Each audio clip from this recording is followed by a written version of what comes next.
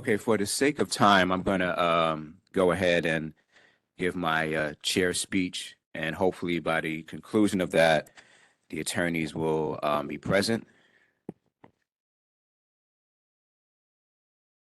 Okay.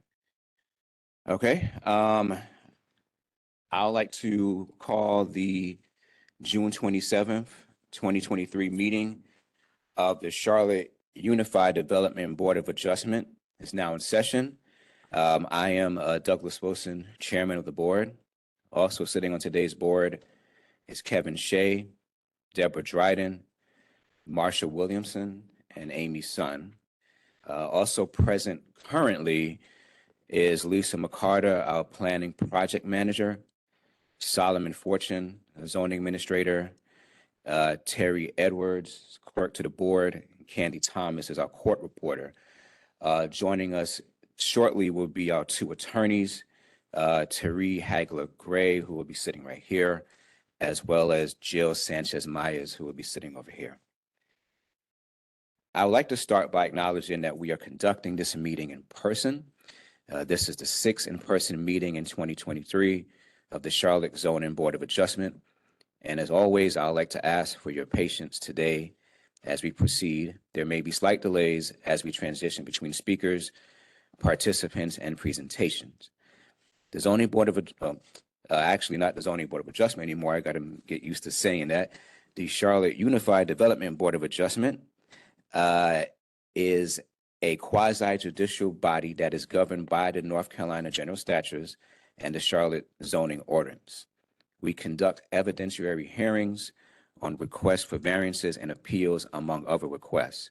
Before we begin to hear the cases on today's agenda, I'd like to provide some important information on the steps that were taken to ensure that each party's due process rights are protected as we proceed. Notice of this meeting was provided to the applicants and the public in several ways. Notice of today's hearing was mailed to property owners within 300 feet of each subject property and notified the property owners of the in-person meeting. Notification letters also stated to contact the city immediately if there were any objections to the cases being heard on today's agenda.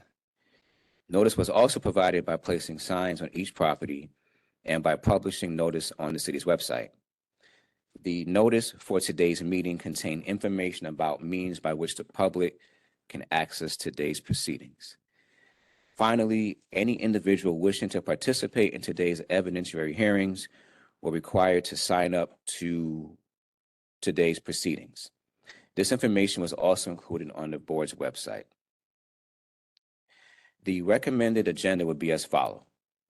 The zoning administrator or zoning staff member will identify the case and recommend approval of the variance with any recommended conditions based on specific reasons. The chairperson will ask if anyone wants to speak in opposition. If there is such a person, then the case will be moved to the regular agenda and they will be heard at a later date. The chairperson will ask if the board has questions for staff or if there's any reason the board wishes to move the case to the regular agenda. The chairperson calls for a motion and a second to approve the variance. The chairperson will hold a roll call vote. The order of the agenda will be as follows. All parties who plan to give testimony pro or con must be sworn in. A zoning staff member will explain why a permit was denied or why a variance is requested. The board may question the staff member and then the applicant may question the staff member. The applicant presents their testimony for this case. The board may question the applicant and the staff member may also question the applicant. The applicant may present sworn witnesses, but they will be subject to questioning. Other parties wishing to speak pro or con will be given reasonable time to present sworn testimony. The staff and then the applicant will be given an opportunity for rebuttal. The chairperson calls for a motion and a second to approve the variance, and then the chairperson will hold a roll call vote. After hearing each case, the board will review each case and render a decision. This is usually done in closed deliberations after hearing each regular agenda case. However, the board may elect to take up to 30 days to render a decision. You may remain present during deliberations, or you may call the zoning staff after the session to receive the decisions of the board. All exhibits must remain with the board Exhibits were recommended to be provided to the clerk no later than 12 p.m. on Monday, June 26. If your case is not appealed to Supreme Court after 30 days, you may pick them up or they will be destroyed. If you feel there is a conflict of interest of any member of the board or an association that would prejudice your case, please let it known at the start of your case. The board is acting in a quasi-judicial capacity for the purposes of this hearing and can only accept sworn testimony. While the board will not specifically exclude hearsay evidence, it is only given limited weight. The North Carolina State Bar has issued an advisory opinion that it is the unauthorized practice of law for any individual who is not an active member of the bar to appear for another or otherwise assist or represent another at a quasi-judicial hearing on zoning and land use matters. All applicants should be provided with a copy of that advisory opinion as part of the application packet. If you are a property owner or a non-lawyer here on behalf of a property owner and have not received a copy of that opinion, please notify the clerk and the documents will be provided to you. If, as a result, this advisory opinion, the applicant would like to request a continuance of his or her case, the board will consider such a request at the start of that case. Appeals to this board is to the Mecklenburg County Superior Court. You have 30 days from the date of the board's written decision in which to appeal in accordance with the North Carolina General Statute 160D-405D. In order to receive a written copy of this decision, any aggrieved party must file a written request for a copy of the board's decision by filling out the form, which must be filed by the board, filed with the board's clerk or chairperson at the time of the hearing of this case. We will hear 7 cases today. The first case we will hear is with case number 2023-035 on the recommended agenda. And before we get started, we can start. Is that Jill? Chairman, Yeah. my name is Nicole Hewitt. I'm with the city attorney's office. I'm also an assistant city attorney, and I'll be Okay. covering for Jill while she gets here. Okay, My great. understanding is she will be in the building shortly, but we can get started with the consent agenda while she comes in. Okay, all right, perfect. Okay, so our first case, as I stated, would be case number 2023-035 on the recommended agenda. Okay.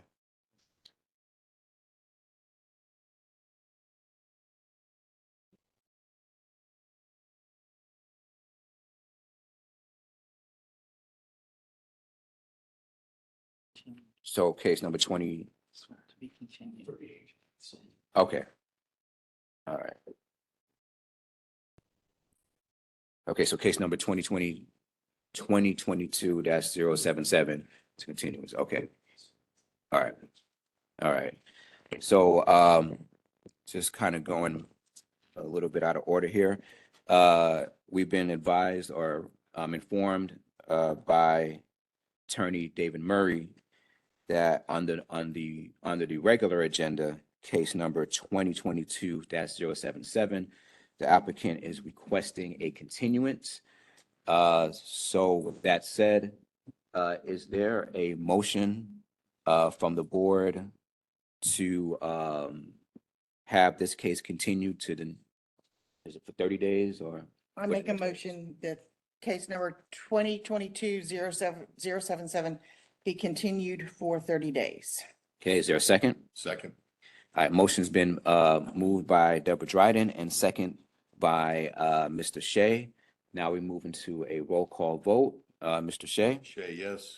Ms. Dryden? Dryden, yes. Ms. Sun? Son, yes. Mr. Williamson? Williamson, yes. All right, Wilson, yes.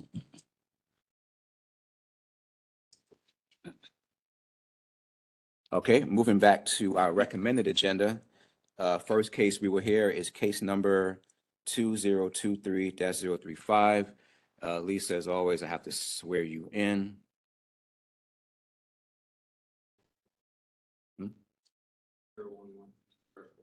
Okay, this first case, okay.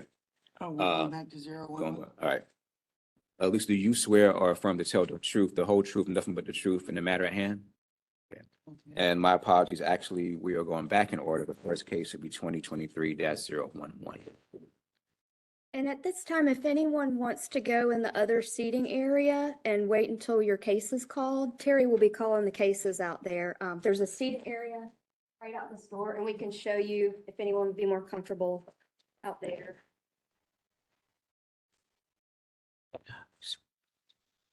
Most did make up their mind. Has he given us the statement of facts? Oh, I have none. I'm so spoken for. Right, that's what he's gonna do right now, I guess. Okay, which one is this one?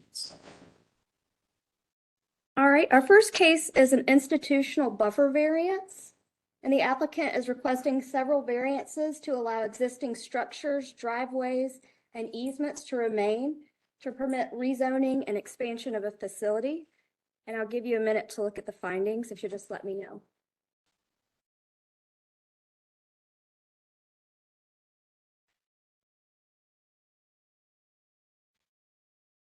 Anybody else here for 2023-011?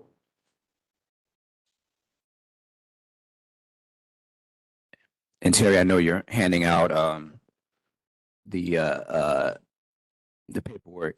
Do we know if anybody is here in opposition to this case? Do you have any opposition to 2023-011? Okay. Okay, all right, so it can stay on the recommended agenda. I mean, right, all right. Okay, Lisa, you may proceed. All right. And since we're kind of between the UDO and the zoning ordinance, I'll be telling you whether we're reviewing the variances under the zoning ordinance or the UDO as we go along.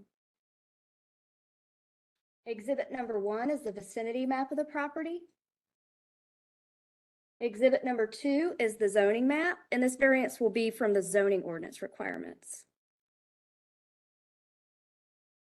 Exhibit number 3 is an aerial map of the property. Exhibit number 4 is a close-up aerial map of the property. And exhibit number 5 is background.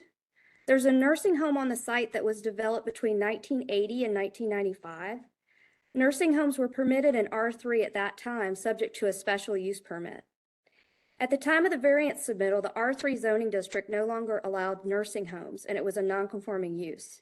The applicant wants to expand the facility and submitted for rezoning to institutional, which allows nursing homes. The rezoning of the property triggers compliance with other zoning ordinance requirements, including buffers, transitional setback, and side yard requirements. Exhibit number 6 is the variance requests. When the property was developed, it was not subject to buffer requirements, and the zoning ordinance requires a 50-foot use buffer abutting single family. And this buffer can be reduced to 37.5 feet where a fence is installed.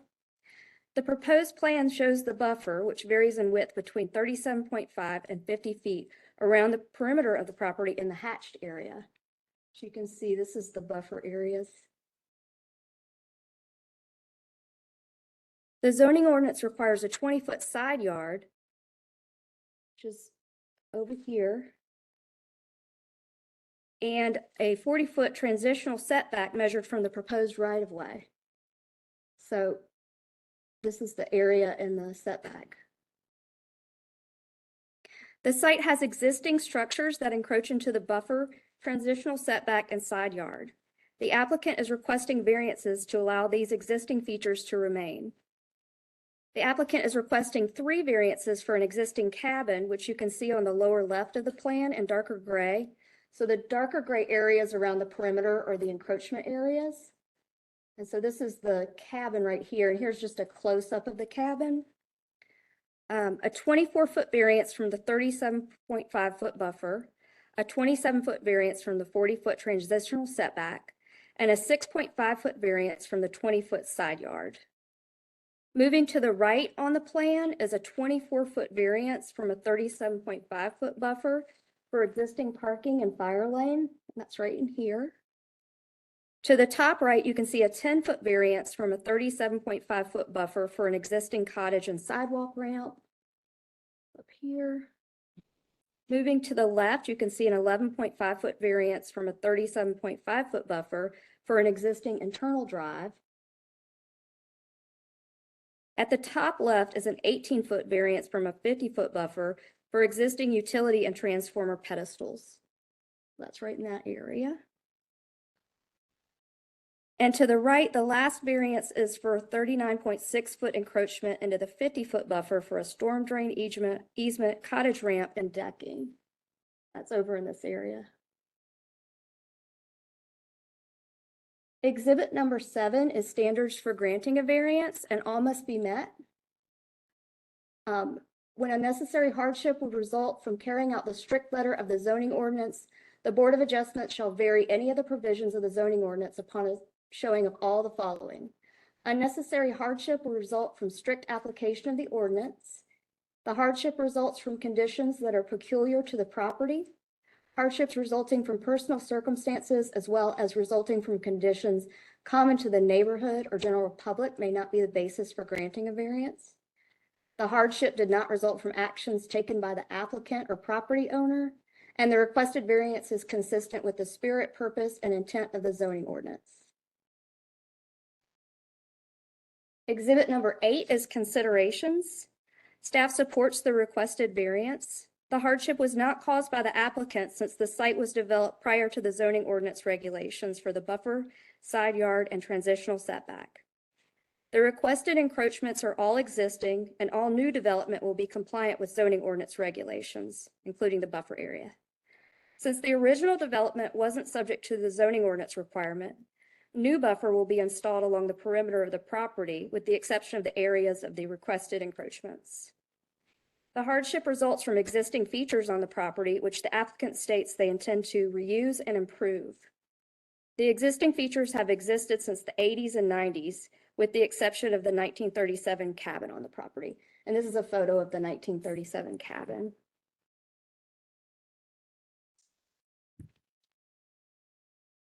Exhibit 9 is considerations. Strict application of the ordinance would require removal of the existing site features that have been on the property for 40 to 80 years. The rezoning of the property would bring the nursing home use into compliance, and the nursing home use will not change. The variance will preserve the 1937 cabin on the property. Exhibit 10 is photos. This is looking towards the front of the property. And that's the end of my presentation, if you have any questions for me. Do any board members have questions for staff? Lisa, can you go back to the site plan, Yes. please? And it says that if the existing pond shape to be modified, what does that mean? You know, Right in the middle. I'm not certain of that because don't it know. didn't have to do with the. So they're variance not doing request. away with the pond, they might just change, okay. Yeah, and these darker gray areas internal to the site are the new development. Okay, So this is an expansion of an existing building and some new cottages. okay, so they're adding 1, 2, 3, 4. Okay, multiple cottages, okay. Thank you. Are there any other questions for Lisa?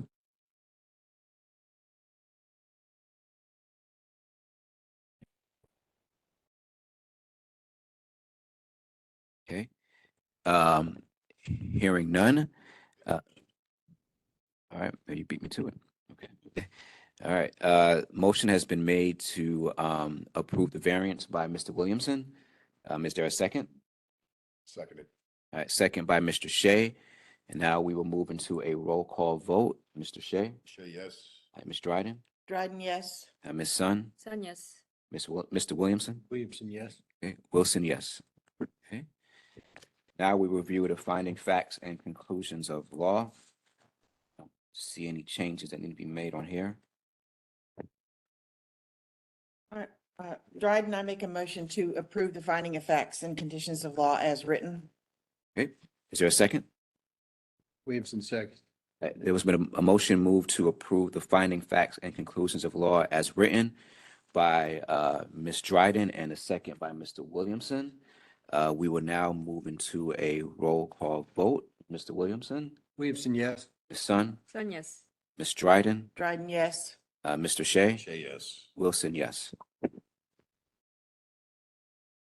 So that concludes case number 20223-011.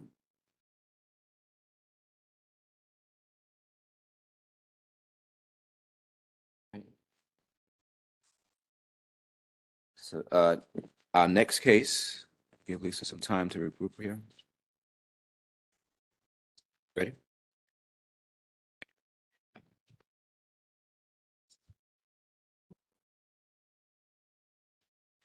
Our next case will be case number 2023-035. I-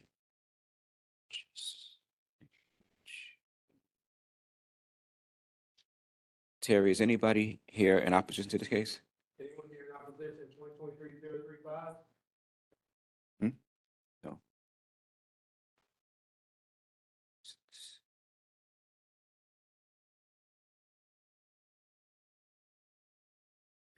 All right, our next case is an accessory structure side and rear variance request. The applicant is requesting 2 variances to bring an existing accessory structure into compliance. An 8-foot variance from the required 15-foot rear setback and a 2-foot variance from the required 5-foot setback. And I'll give you a minute to look at your findings.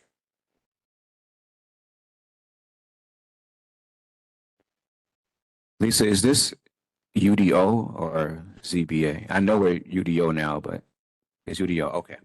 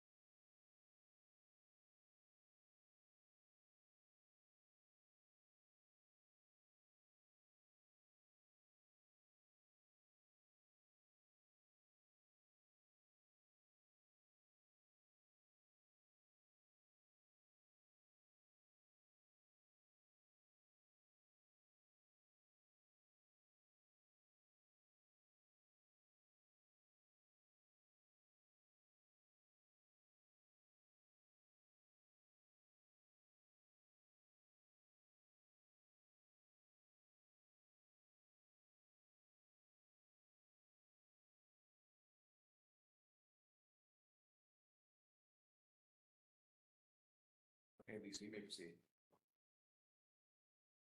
Exhibit number 1 is the vicinity map. Exhibit number 2 is the zoning map. The zoning is N1A, Neighborhood 1, and the variance will be reviewed under the UDO regulations. Exhibit number 3 is an aerial map. You can see here that the property has frontage on Sardis Lane, and this is a private access that's shared by all these other properties in the subdivision. Exhibit number 4 is a close-up aerial map. Exhibit 5 is background. The property was subdivided in 2018 and has its frontage on Sardis Lane, but the front of the home is oriented towards the lot's rear yard and an unnamed private street that's used for access for the 7-lot subdivision. So the home is located right in here. It faces this direction, which is actually the rear yard. Exhibit 6 is background. In 2019, a 20-foot garage was permitted for the rear of the property that had heated space on the 2nd story, which was going to be used for an office. Zoning ordinance regulations were in effect at the time of the permit submittal, and they required a 3-foot side and rear yard for accessory structures up to 24 feet tall, and over 24 feet required 15 feet side and rear. So the garage was permitted correctly, showing 3-foot side and rear yard since it was a 20-foot height. Exhibit 7 is the variance request. The applicant commissioned a survey in 2021 to finalize landscape plans for the property. The survey showed that the garage was built up to 27 feet in height and did not meet the required 15-foot zoning ordinance yards.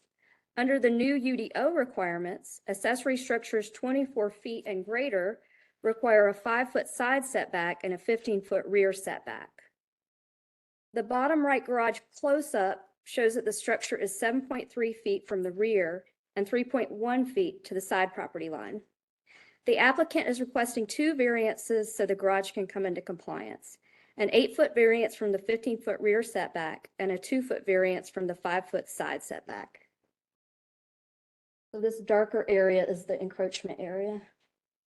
And then another little encroachment area over to the side. Exhibit number 8 is the variance criteria, and I won't read all of them again, but all must be met.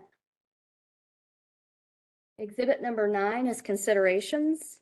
Staff supports the requested variance. Unnecessary hardship results from strict application of the ordinance and conditions peculiar to the property.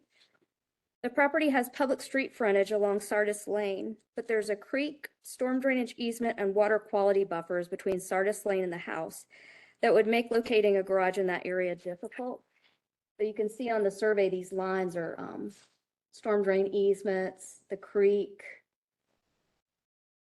The constraints also require the home to be set back further from Sardis Lane, and that decreases the rear yard area. It would be difficult to locate a garage on either side of the home because the home is built up to the 6-foot side yard. Exhibit number 10 is considerations. The hardship was not caused by the applicants, who were unaware of the encroachments until they commissioned the landscape survey. The applicants state they relied on the builder to build the garage compliant with zoning and the approved building plans. They believe the increased height may have been caused to an unintended error during construction. The applicant states the garage is consistent with other garages along the private drive, and you can see these other garages kind of lined up along that private drive. The applicant states the garage is not easy to detect due to screening and landscaping. So here's what you would see from Sardis Lane, and this is looking from the neighborhood property, the neighboring property.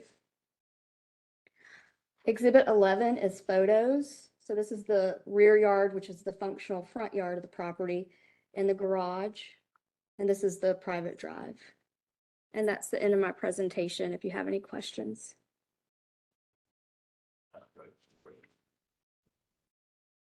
So can you explain or further expand on what the intended mistake was when the building was built? The applicant just said that they believe that it was an unintended mistake by the builder. So that's the extent of what I know. Are they here? Is someone here? Yes, sir. I'll have questions for. No question. We'll need to remove it out of the recommendation agenda item. So if I question it, it's going to come out of recommendation. Yeah, if you have a question, I have to move this to the regular agenda. My concern here, Solomon, is that it's kind of a back door. You can kind of say, I'm going to build this and then build something different and you backdoor it. I have no problem with this at all, except that I think long-term, if you're trying to be clear about this, we are leaving a back door open. So that's all my concerns. I'm fine with that. And I share Mr. Shea's concern. That was mine. I mean, how do you permit something that says it's going to be 20 feet in height, maximum structure? And it ends up being 27. There's a big difference. If you just said 22, but from 27 to 20 to 27, 7 feet is a lot of height. And I mean, I understand you're the homeowner and you're trusting your contractor, but bottom line, you're the homeowner. You're responsible for that.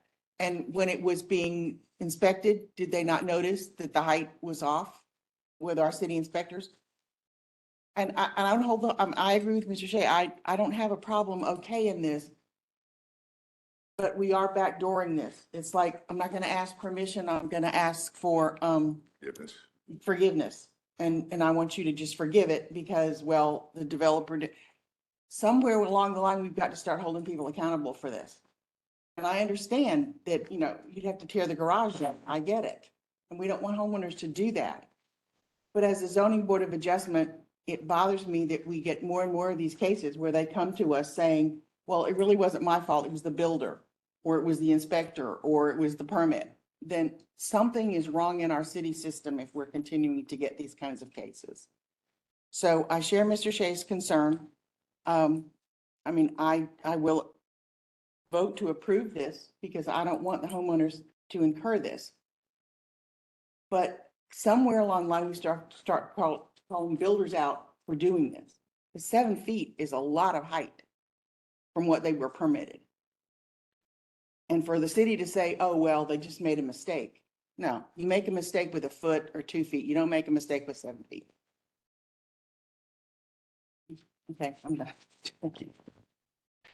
And Lisa, just going back to your last slide, yeah, so the hardship does not result from anything the applicant has done, right? The applicant got all the permitting that was required. I guess they relied on the builder for it. Okay. Okay, all right, great. Are there any more questions for Lisa on this case? Okay.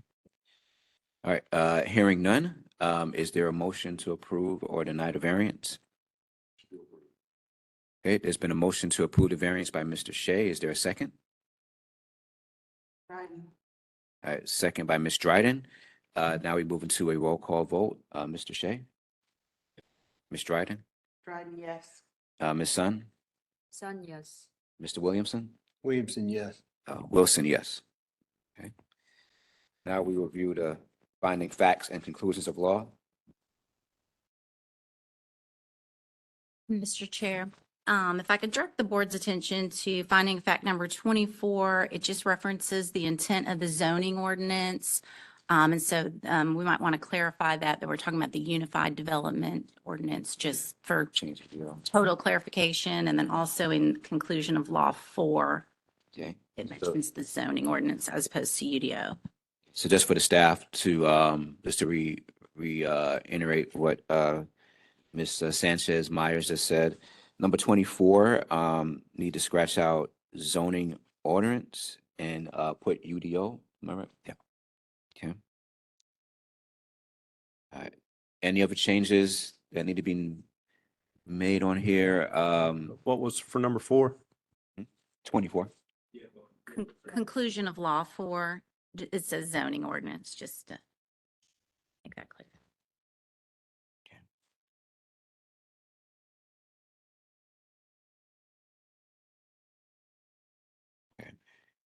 Any other changes that need to be made to defining facts and conclusions of law?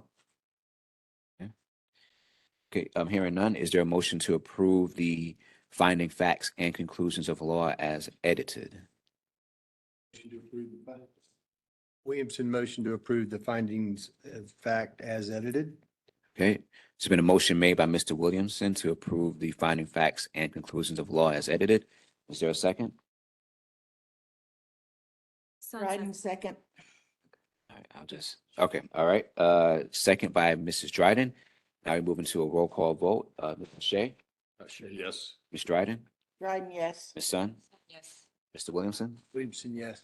Wilson, yes. So that concludes case number 2023-3-035, excuse me. All right, our next case is case number 2023-044. And Terry, is there anyone here in opposition to this case?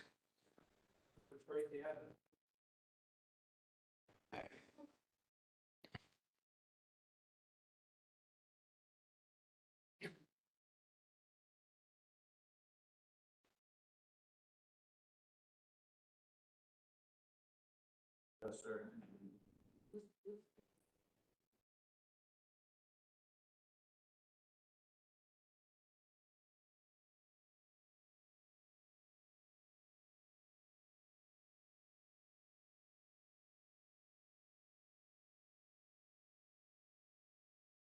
All right, this next case is a residential front and rear setback variance.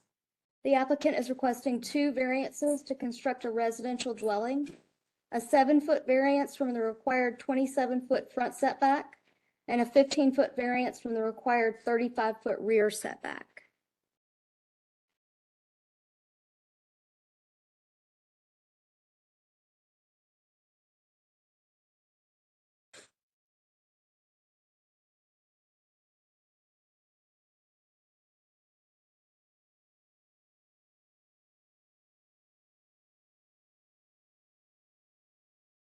And most of this is under the UDO. Yes.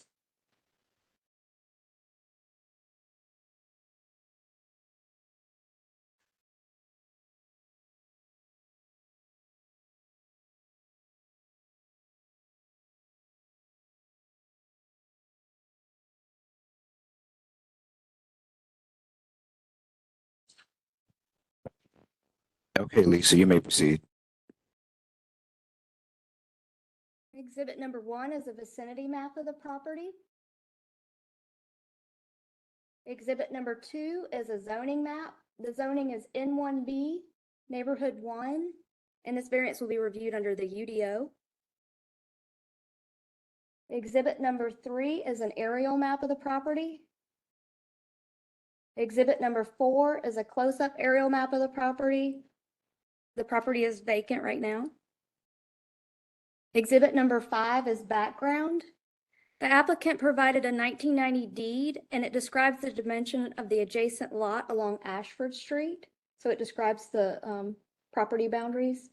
So we know that by that this subject property was existing at that time and is legal nonconforming. The lot is 4,181 square feet and 45 feet in width. And that's less than other lots in the area and less than the area and width requirements for N1B and the UDO. Exhibit number 6 is the variance requests. The UDO allows dwellings to be constructed on a non-conforming lot if all dimensional requirements, including setbacks, are met. The UDO requires a 27-foot front setback and a 35-foot rear setback. The applicant is requesting a 7-foot variance from the 27-foot front setback and a 15-foot variance from the 35-foot rear setback to accommodate the construction of a dwelling on the property. Exhibit number 7 is the variance criteria and all must be met. Exhibit number 8 is considerations. Staff supports the requested variance. The nonconforming lot is smaller in area and width than other lots in the area. The 4,182 square foot lot size is smaller than other lots, which are 14,850 square feet or greater. So that's based off, this is the second smallest that was in the area. The 45-foot width is smaller than other lots in the area, which are 90 feet or greater. The width of the compliant building footprint is 35 feet, and that's further decreased by a drainage easement that runs along the left side of the property. Other lots have a building footprint with a depth of about 103 feet or greater, but the depth of the compliant building footprint on the subject property is about 28 feet. Exhibit number 9 is considerations. The applicant didn't cause the hardship, which is caused by the small lot width and area in the drainage ditch on the property. The variance would uphold public safety and accommodates a 20-foot driveway, which provides pedestrian safety and ensures vehicles are not parked on the sidewalks or yards. So this is a street view, and on these views you can see the drainage ditch that runs along the side of the property. This is a bird's eye view, so this is the kind of the ditch area. Exhibit number 10 is a photo of the property, and that's the end of my presentation if you have any questions. Hi, Lisa. I have a question. So at what point do we say we don't allow building on a lot if it's too small? I understand this piece of land is really small. It seems more like a lot suitable for a shed rather than a house. Do we have to allow for these type of, like, as long as they have a plot of land, we have to allow it, even because of there's a hardship of a strict application of the zoning rule? It would be your discretion whether or not to approve the variance. We wouldn't allow a shed on its own on a property. And the property, we also look to see if it's in common ownership with either adjacent property. So it's not in common ownership with any of these properties, so it wouldn't be able to be combined to have a greater lot. So my concern is if we allow for this to be buildable, then if someone else carve a piece of land like this in the same neighborhood, they will also want to request building on that piece of lot? Are we backdooring this as well? No, because it qualifies as a non-conforming lot, because it predates ordinance requirements. So if somebody just subdivided this today and said, hey, can I build on it? No, because that's non-compliant. So since this is non-conforming and it predates the requirements of the current ordinance, we would allow it. Got it. So as long as there's a piece of land that's subdivided before the current date, we can allow for building, depending on the discretion of. Yeah, so we know this one dates at least back to 1990. Mhm. So it predates our previous ordinance, Got it. the zoning rights. So the other lots, the adjacent lots cannot be split the same way. No. Mm-mm. They would have to meet the minimum lot sizes for the N1B, the 8,000 square feet and the 60-foot width. So can you give me some more background? You said it was subdivided in 1990, so somebody just lopped that off and sold it to somebody else? Or how did that come out of that? Because, I mean, evidently it's a piece of that property. I'm looking at all the other neighbors. And somehow that little rectangle got subdivided? We know that it was there in 1990. I don't have the history of like, what were the circumstances. It's very confusing. That was smart. Yeah, Take advantage. back in 1990.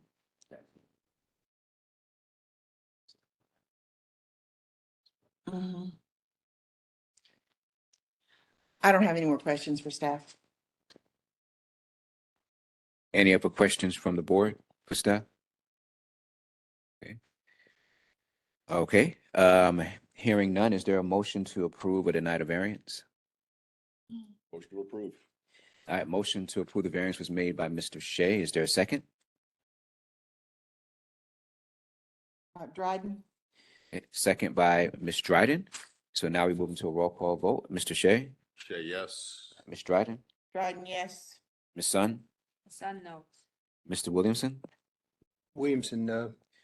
Wilson, yes. So, It's 3-2. yep, so the, looks like the, variance has been approved. All right. Now looking at our finding facts and conclusions of law. Mr. Chair, we need to make a change in number 25. For any requested variances in keeping with the intent of the UDO, Unified Development Ordinance, and would uphold public safety as opposed to zoning ordinance. It's the same problem we had with the last one. All right, so number 25, changing zoning ordinance to UDO. Correct. Mr. Chair, that also appears in number 24 Yes. and same as last time, conclusion of law 4 as well. Okay. Also, number 24, changing zoning ordinance to UDO. And then the conclusions of law, this last one over here. On the second. Okay. But number 4 needs to change to UDO. And lastly, under conclusions of law on page 3, number 4, the sentence as read at and intended of zoning ordinance needs to be UDO as well. Dryden, I make a motion to approve the finding of facts and conditions of law as edited. Okay, motion been moved to approve the finding facts and conclusions of law as edited.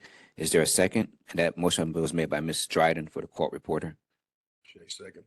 Okay, second by Mr. Shea. Now we move to a roll call vote. Mr. Shea, Shay, yes.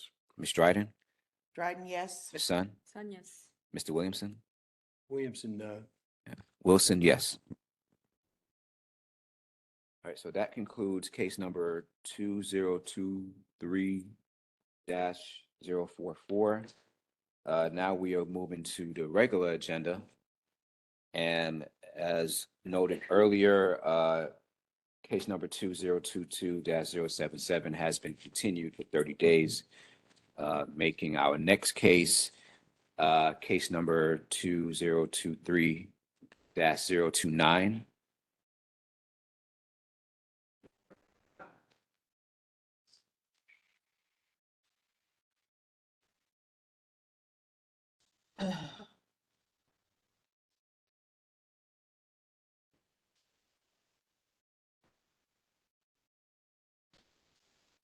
Yes.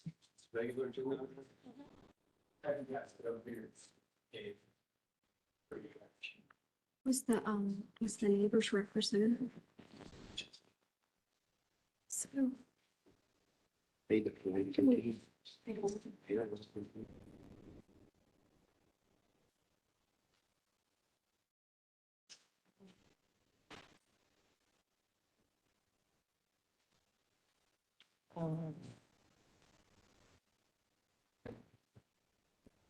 This is another one of those.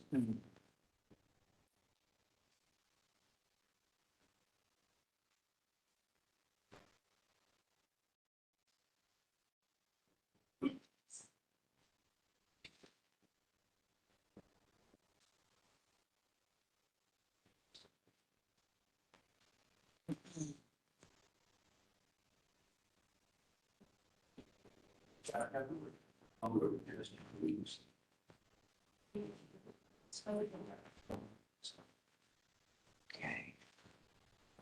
Here's those things.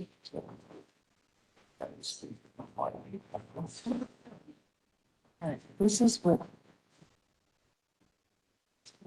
Well, one, yeah. Put these pictures in this, you know, old structure, they want to.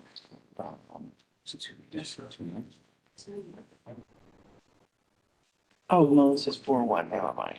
It's when I'm fucked up, I'm looking at the wrong thing. 2-9. I remember reading, I remember this one, it's. Train. Oh, we're gonna go down here now. We're gonna get the case number. The case. Wait, finding of facts, we didn't get those. Yeah. Okay. Oh. Oh, no, this is what I wanted to look at right here. This picture.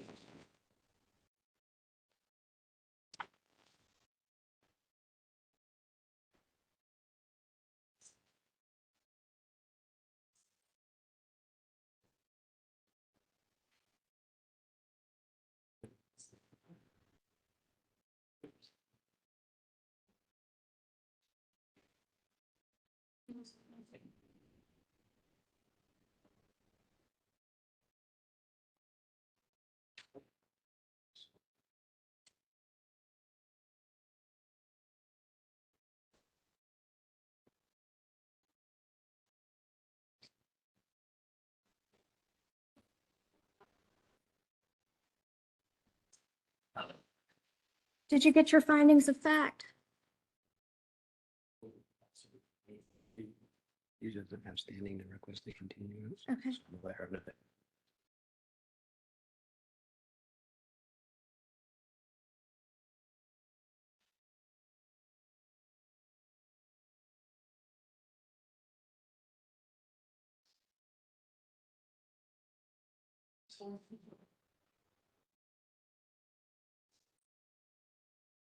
I'm trying.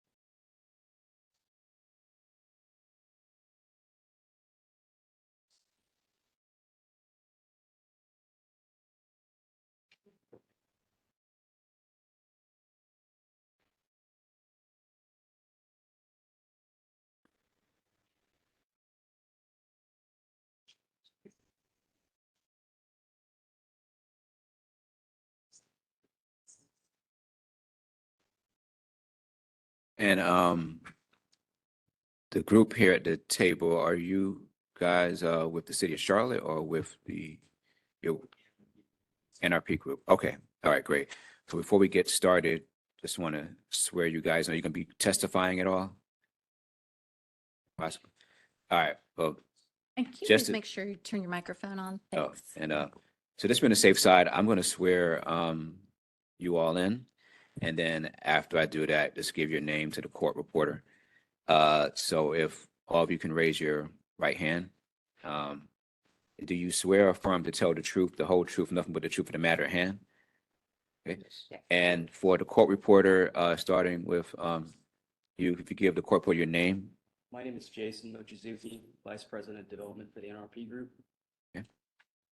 And I'm Kate Curl with Bowler. Okay.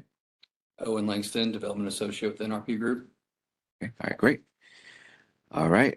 Okay. Lisa. All right.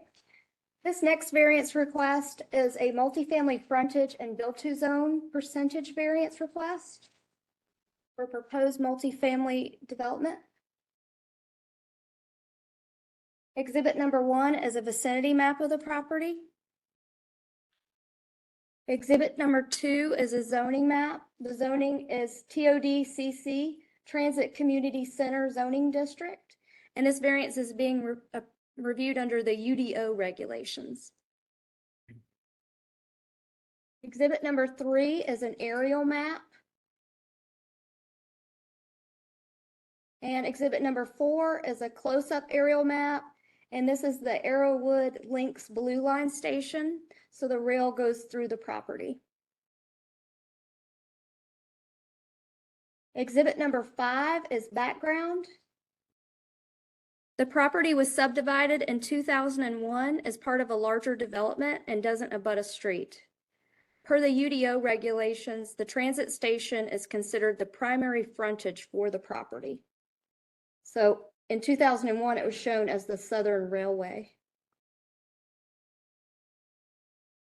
Exhibit 6 is the variance requests. The UDO requires a 20-foot setback from the CATS easement, and the build-to zone where the building facade must be placed is 0 to 20 feet from the setback. The applicant's variance request was for the western side of the property to serve as the frontage.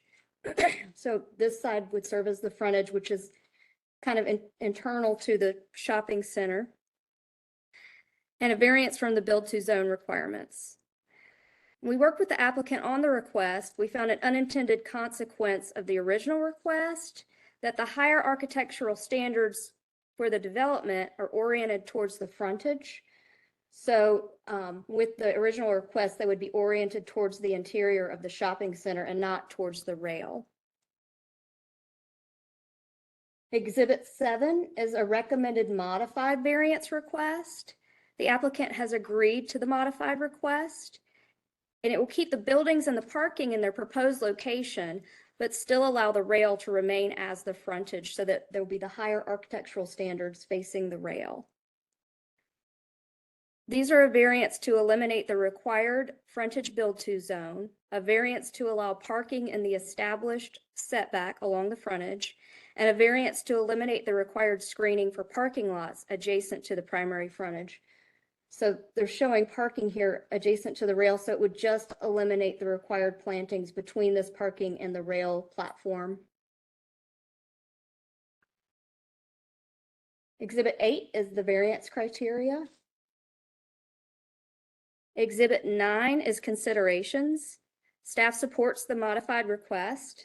The applicant states the unique shape of the property creates an irregular building footprint due to the odd western property line.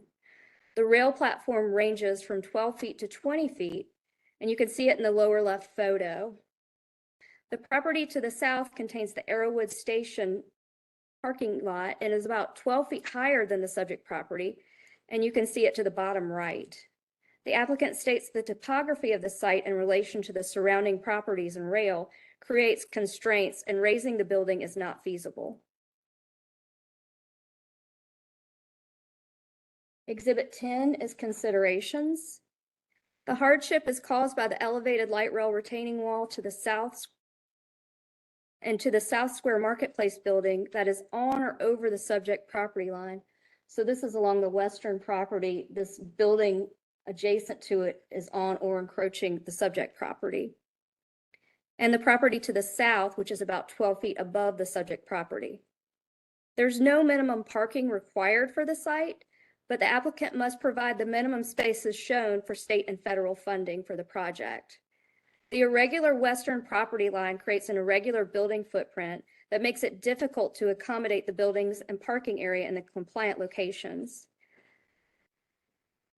The 4-foot tall parking lot landscaping required would serve no purpose when located adjacent to the 12 to 20-foot elevated rail. Exhibit number 11 is considerations. The hardship wasn't caused by the applicant who purchased the property in 2020. The variance is consistent with the spirit of the UDO and achieves justice in accordance with the 2040 Comprehensive Plan's anti-displacement tools and strategies, which includes providing enough housing for residents at all income levels. The applicant proposes to provide a pedestrian connection to give residents access to the rail. The granting of the variance will not constitute site plan approval, and the plan will still have to go through land development plan review for compliance with all the other UDO regulations. Exhibit number 12 is a photo outside of the shopping center area. And that's the end of my presentation. If you have any questions for me.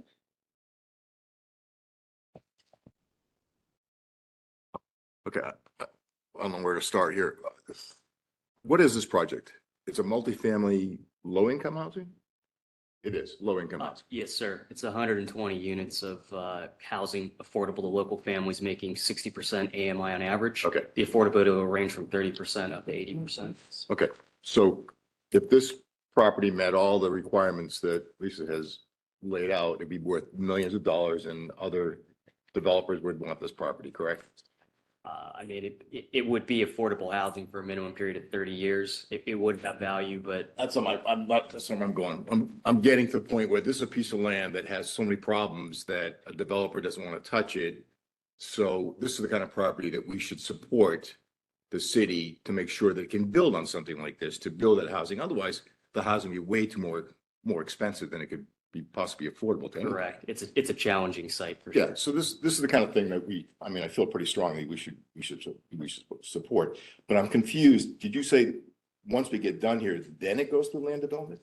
Correct. It still requires land development plan review. So like CDOT will look at it, the commercial zoning team will look at it just to make sure it meets all the UDO requirements. And whatever we come out of this meeting with, the board says X, does that mean the land development process will respect Yes. what the board has said? Okay.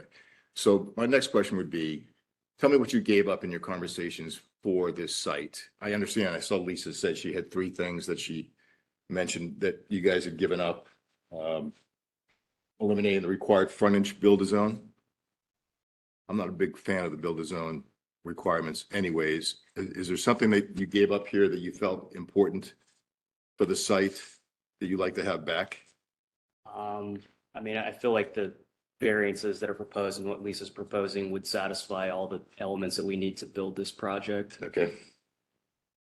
And you said the federal and state funding requirements included what? Was it parking that I heard? Yeah. It was just so parking?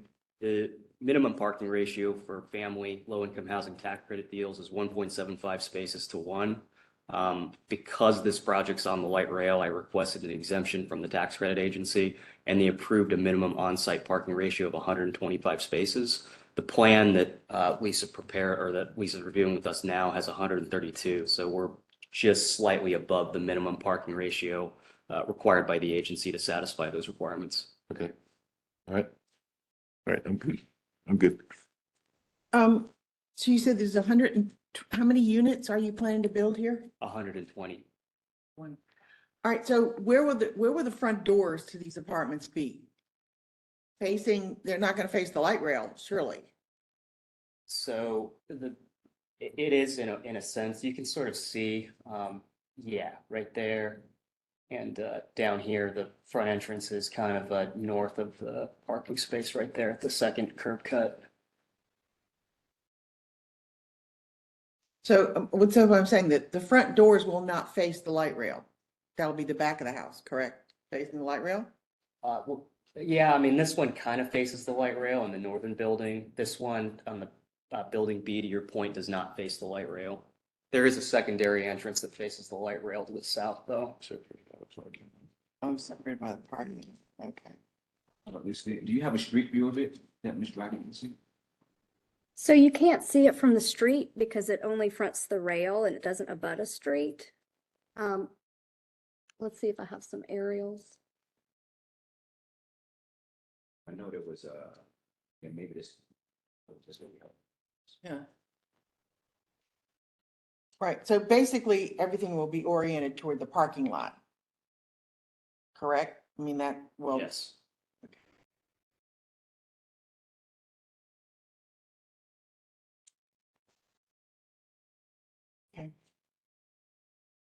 So we're here to approve the agreed variance changes that you guys just talked about. The Okay. modified variant. Okay. Variances, okay. I just want to make sure I'm crystal clear from you guys. You guys are 100% okay with these modifications. Yes. Is that correct? Yes. There's nothing else in your wish list that you have given up that you want to put back in here? Speak now or forever hold your peace.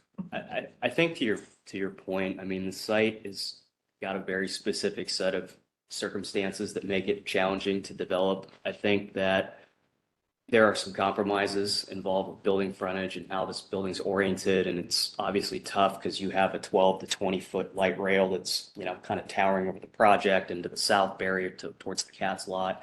I think that the development plan that we have proposed here is the best available option for us, given those circumstances. Yeah, I applaud the plan. I just think, I think the city's doing a great thing. And I think you guys are, I'm really impressed by it. So congratulations on getting to this point. I hope it goes well. Thank you. Are there any other questions for the applicant, in this case, the city of Charlotte, or Lisa? And to be clear now, you said that these will be, prices will be held in trust for 30 years, that's correct? It will be affordable for 30 years with 30 the years. affordability that I laid out earlier. And who's going to maintain the building? Who's responsible for maintaining it? They Uh, don't have an HOA or anything like that, so, No, NRP is vertically integrated, so we'll develop it, we'll build it, and then we'll manage it as well after it's constructed. okay. Because I applaud your efforts to do this, but I've seen a lot of low-income housing that after 10 years or 15, it goes into a blight situation because the management changes, they pass it off to somebody else, you have absentee landlords, and Mr. Chair, I'm sorry, and Is that- board members, if I just have to interject, if we could just keep our questions focused on the four factors of the variance. I'm a Thank you. little concerned the conversation's kind of Yeah. okay, good. getting away from us. Thank you. And these are be 1, 2, and 3 bedroom units or 2, 1, 2, 3, and 4. 3, 4, okay. I don't have any more questions, thank you. Okay. All right, hearing no more questions, is there a motion to? Chair, we do have someone here to speak. Oh, we do have someone here. to speak. Okay, in opposition. She signed up to speak. Okay, is she here? Oh, okay. If you, Yep. there's, I'm here.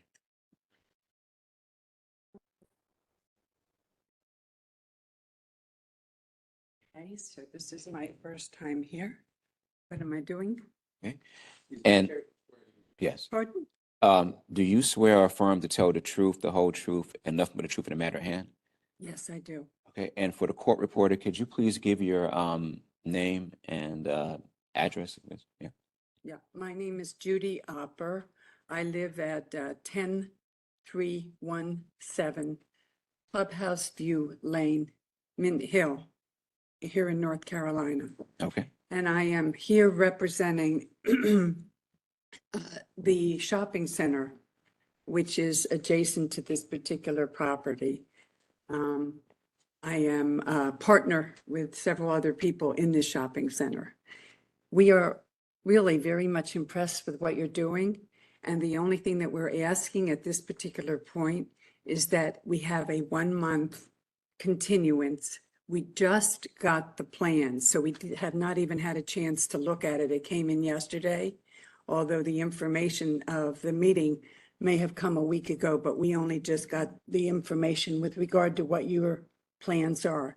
And we don't actually know how that's going to impact our property, and we'd like the opportunity to explore it. But that is my only concern at the moment. So city staff, who does her request go to in this case? At this point, we're in the middle of the public hearing and she's making a request of the board. For continuance for this case? Yes, to July, That's what it sounds like. 1 month. May I make a comment? Is that allowed? Possible. Yes, go ahead. Yes, I'm sorry. Yes. So we're very much appreciative of your comment, you coming in and, talking to us today. I think we are at NRP very committed to working with you and trying to find a solution and a development plan that, doesn't negatively impact you. The one comment that I have is that this project, as I mentioned, is going to be financed by low-income housing tax credits. That application is due in early August, which is driven by the Housing Trust Fund's deadline in mid-August. If we have to delay this for another month, that would essentially put us up right before the deadline that the application is due. In addition to designing a project that we're spending, material amounts of money on designing at risk because we don't know if, what we're designing here is going to be possible. It just gives us very little time to react in the event that something changes or is not approved. And we're concerned that in that event, we would miss our window of funding for both the tax credits and the Housing Trust Fund this round if something happens that we couldn't adjust to in time, which, is a risk. So. Okay. Board members have any questions? The land development will have opportunity for them to have input, no? Not at all? Once it's done here, it's done. I guess got clear, once it gets to land development is not, we're on time, we have to review within the. What was the notice we gave all the neighbors? 60 days, 30 days? What was it? 15 days prior to this. 15? Yes, sir. 15 days. And how come they only got the stuff yesterday? So he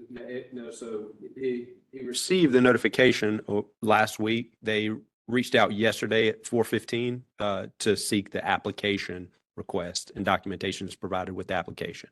So they reviewed the application and what was submitted for the request yesterday afternoon.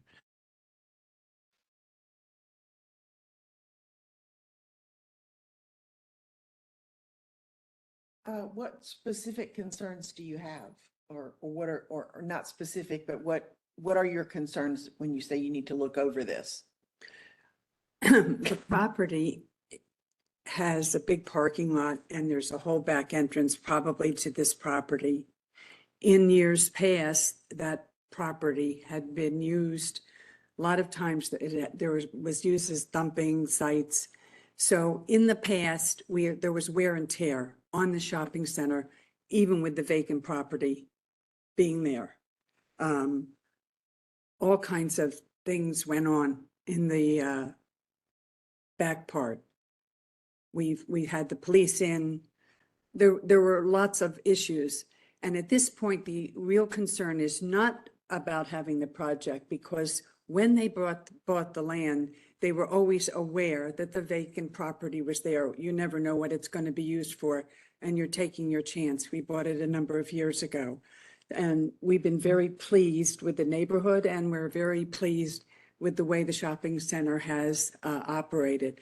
So at this point, the only thing that we're concerned about is that there's not continued wear and tear on the property, that you don't end up using that parking lot as now another entrance into the apartment complex, which it's very likely they could be used. And we wanted just to be able to explore it.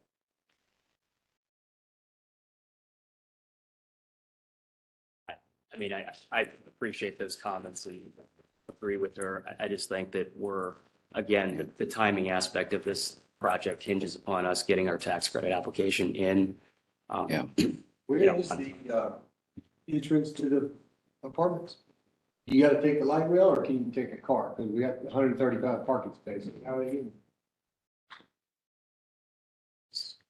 So the primary access is right here.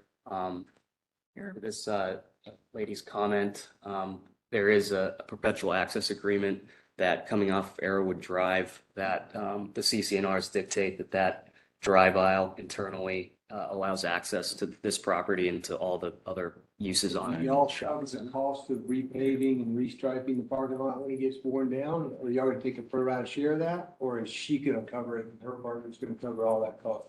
I think, I mean, we have I think the city of Charlotte is trying to set up a conversation, I believe, between our Well, they, groups. yeah, They haven't yet, but that's What does really the the whole CCR say? purpose. I mean, the CCNR is beyond the access in terms of the shared maintenance requirements. I gotta be honest, I'm not sure off the top of my head, but I mean, to her point, it is something that we need to discuss and, come to agreement on, but this is really the first time that we've interacted and had a conversation, so, we don't have anything in place as of this moment. And just so I can get a visual in my mind, these are located between, is it located between like Crump Road and right before you get to the Arrowwood shopping center? Between where?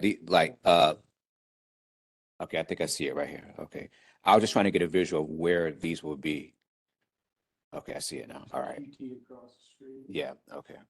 All right, so you're gonna have an entrance off Arrowwood Road, Yes. but this site plan you sent us shows also something onto England Street. Are you planning to run a street that way too?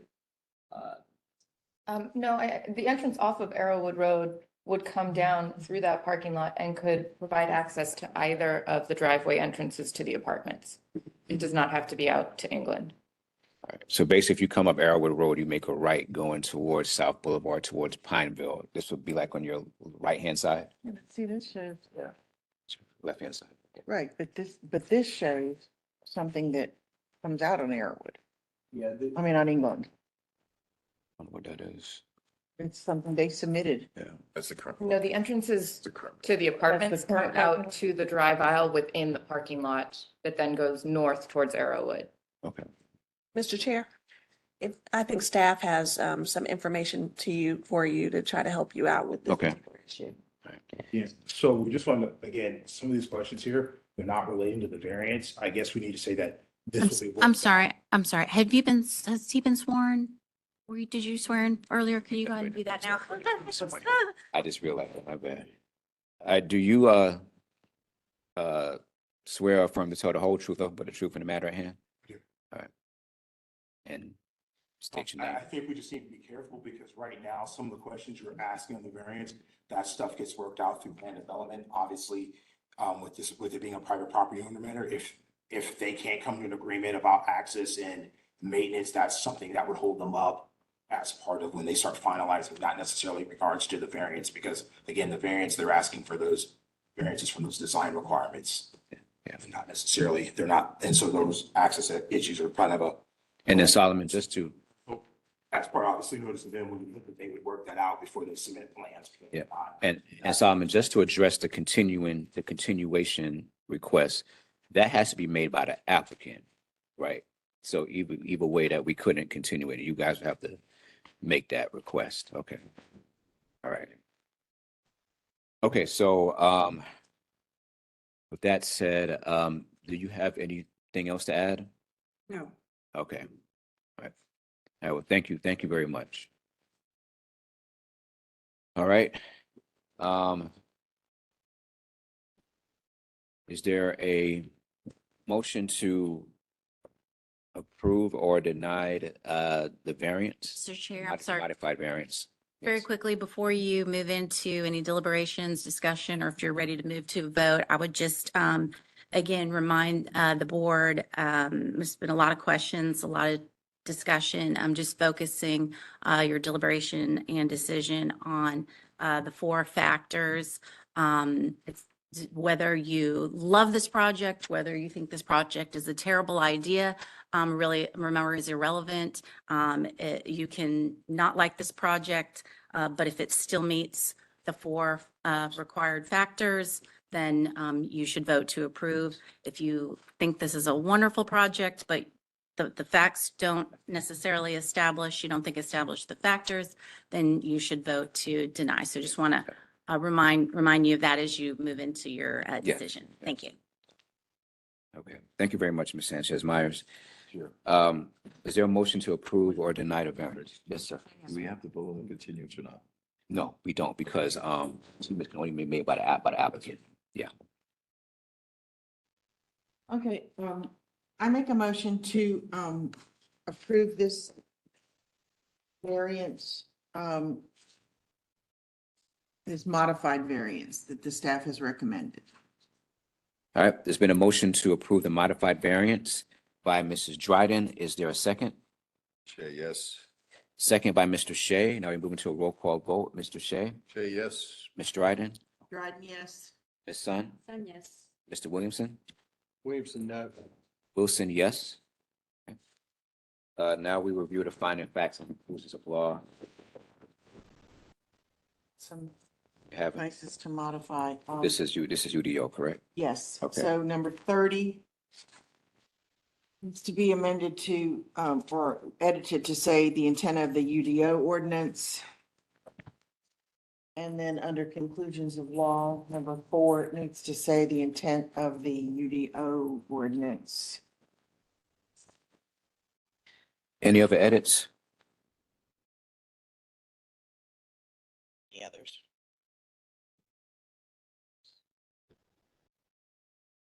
I make a motion to approve the, finding of facts and conditions of law as edited.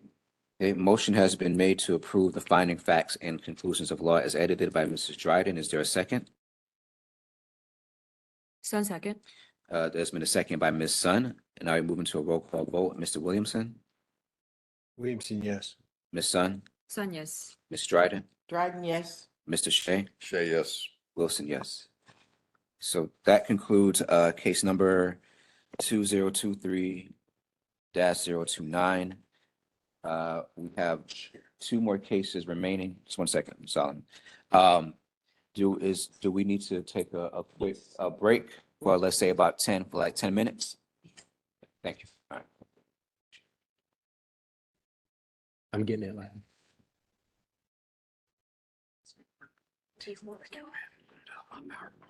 Yeah. Last one. Yep. I put it as PowerPoint. Okay, perfect. We'll do PowerPoint.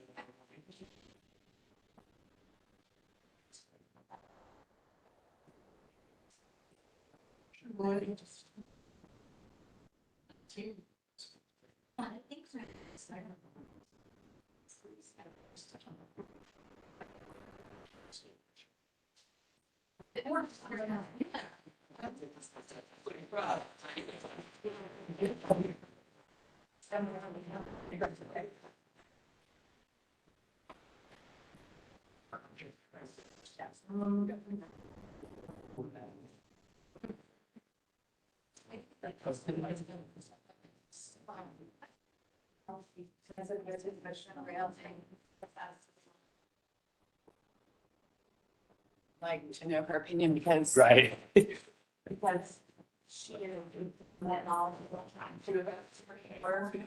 Sure.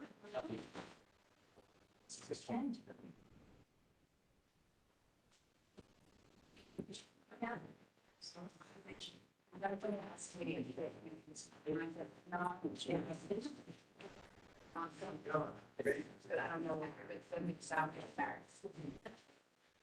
So I,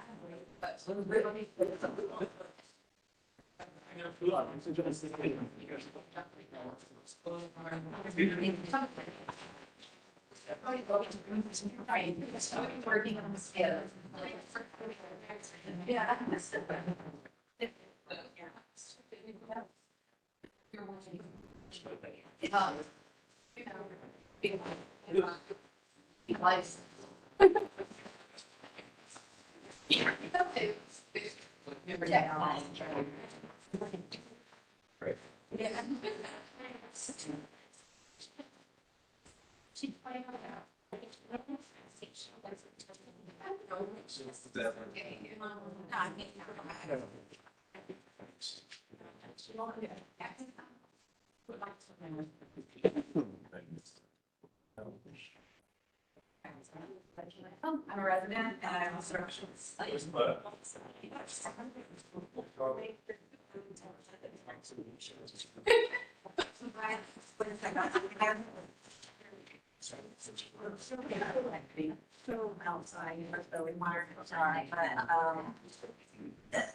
The chair will probably want you to remain, let's say, focused on the fact that this is a variance. But I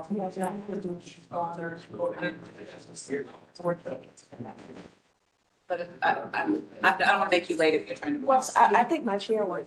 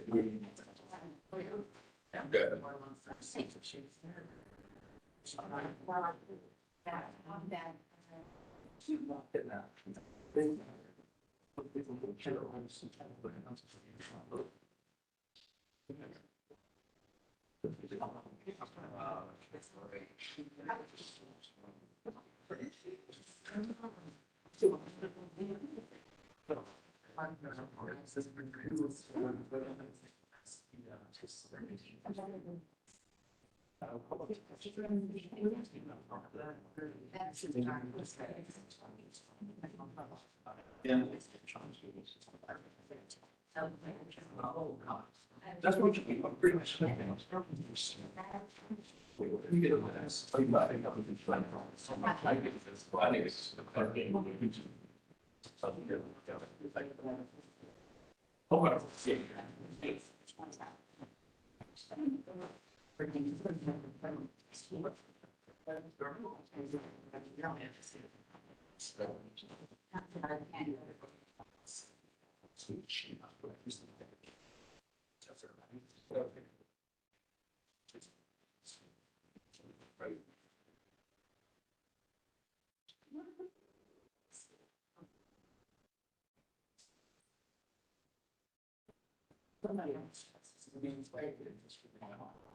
Thank you.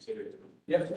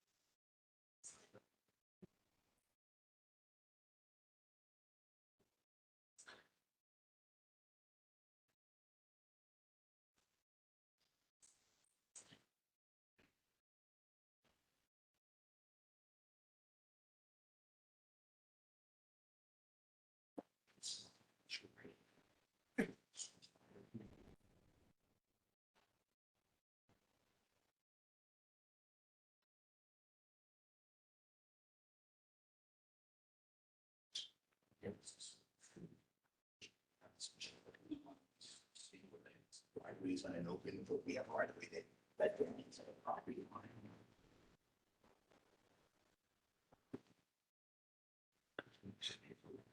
Let's try and get your attention. 40 different. It goes, the Shannon is kind of. Should.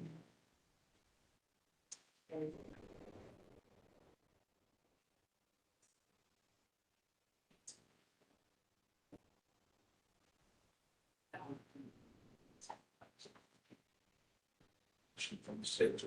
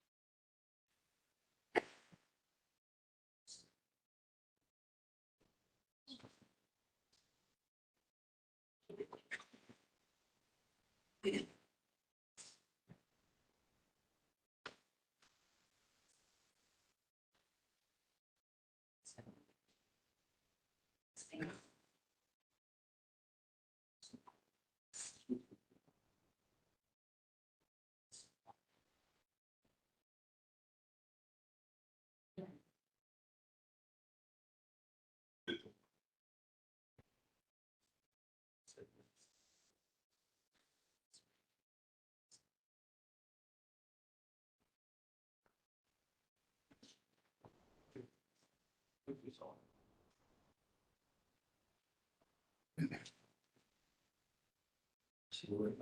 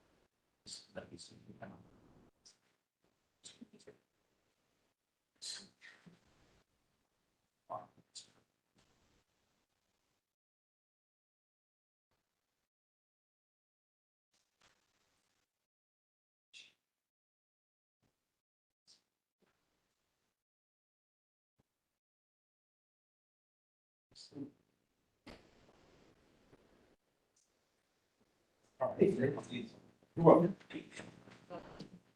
Yeah. You're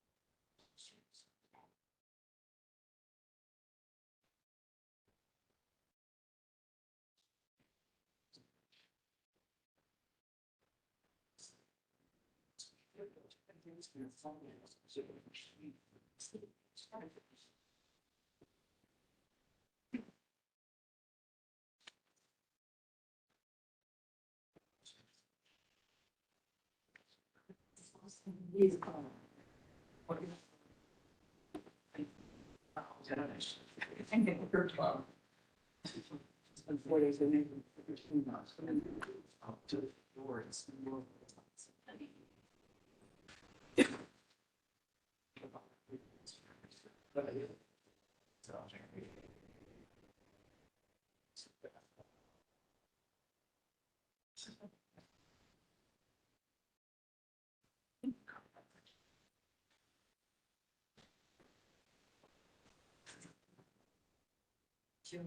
Yes.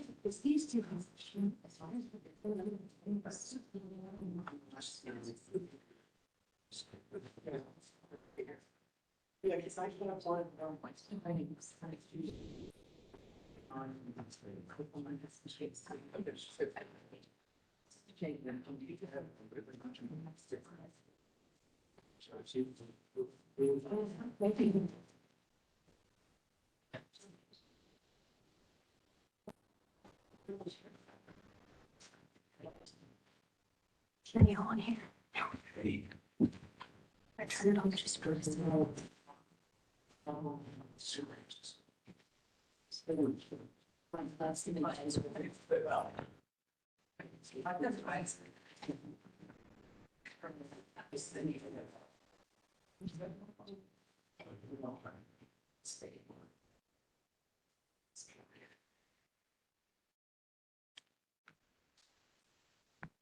David, can we march for a second, please?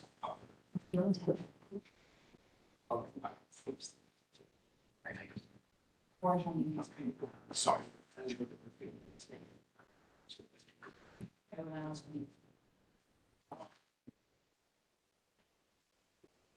I apologize that everybody had a quick meeting aside.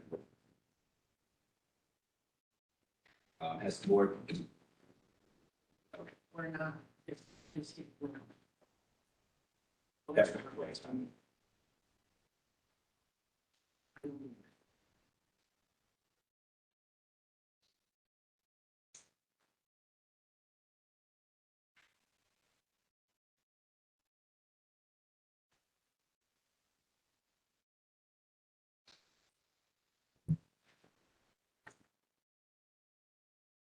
I guess we could hand out the findings.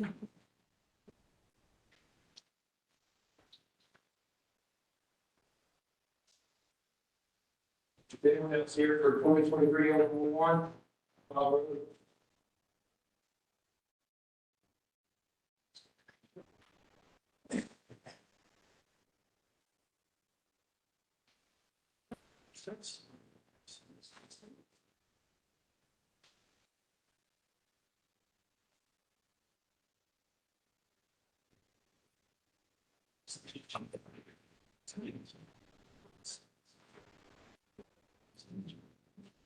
2023-041.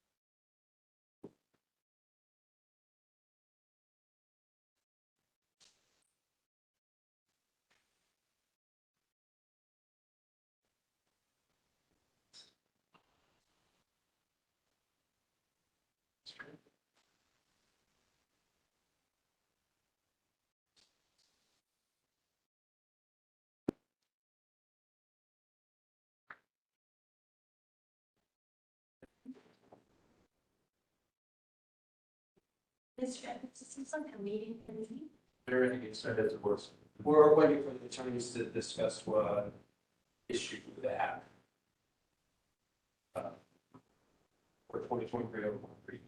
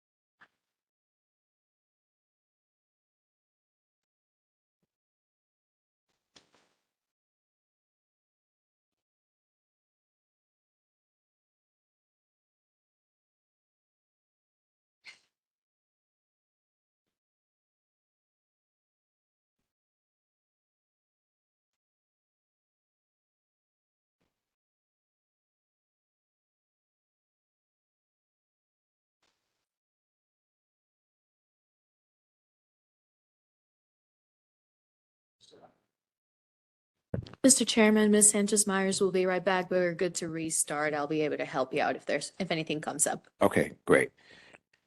Okay, again, everyone, sorry Make for sure the everybody delay. turns their mics on. Just speak kind of closely if you need to. Again, everybody, sorry for the delay. So our next case is case number 2023-041. And Lisa, you can proceed whenever you're ready.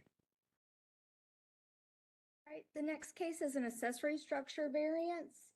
The applicant is requesting a variance to allow an accessory structure on a property with no principal structure. If you've had enough time to look at your findings, I can go ahead and proceed.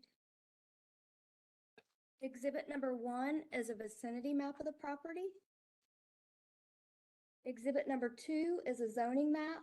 The zoning is N2B Neighborhood 2, and this variance is being reviewed under the UDO regulations. Exhibit 3 is an aerial map of the property. Exhibit 4 is a close-up aerial map of the property. Exhibit 5 is background. The property contains a 1947 home and a 1970s shed. The applicant states the property was recently inherited and is under the same ownership as the properties on both sides. The applicant states that the home is in disrepair, contains asbestos, and is a safety hazard. The applicant would like to demolish the home and keep the storage shed as the only structure on the property. Per definition, an accessory structure must be on the same lot as a principal building and be incidental and subordinate to the function of the principal building. Exhibit number 6 is the variance request. The applicant is requesting a variance to allow the accessory structure to remain with no principal structure. Exhibit number 7 is the variance criteria. Exhibit 8 is considerations. Staff does not find the request meets all the criteria for granting a variance. The hardship doesn't result from strict application of the ordinance because there are compliant options that would allow the structure to remain. If a permit for a new home on the property is obtained, the accessory structure can remain. Also, since both adjacent lots are in the same ownership, the subject property can be combined with one of the adjacent lots, allowing the accessory structure to remain because then it will be located on a lot with a principal structure. The hardship doesn't result from property conditions, but results from the desired timing of constructing a new home. Exhibit number 9 is considerations. The hardship is caused by the applicant who has compliant options to keep the shed. The variance is not consistent with the UDO because if the shed is allowed to remain with no principal structure, the shed becomes the principal use of the property, and it wouldn't be a permitted principal use in N2B to just have storage. Exhibit number 10 is a photo of the property, and that's the end of my presentation if you have questions. And the applicant is also here. Before we get started with questions, I want to swear in the applicant first. All right. Do you swear or affirm to tell the whole truth, nothing but the truth in the matter at hand? I do. Okay. And if you can state your name and address for the court reporter. My name is Bradley Johnson, and my address is 9501 Idlewild Road. Okay. Got that. Okay. Board members, any questions for either the applicant or Lisa? Do you live next door? I do. I live, if you're facing the property, I live to the left side of the property, and my mother lives to the right of the property. The property sits in between both of our properties.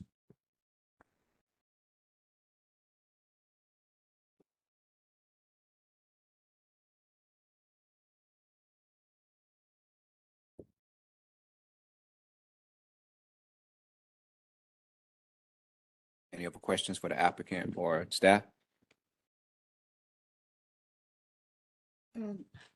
Mr. Johnson, what is, it says that you could obtain a building permit for the new home and then the accessory structure could stay. Is there a reason why you're not wanting to apply for that building permit? It is our intent to rebuild a structure on that property. When working with the city of Charlotte, they told me that it would have to be within 6 months. And we will not be ready to rebuild within 6 months.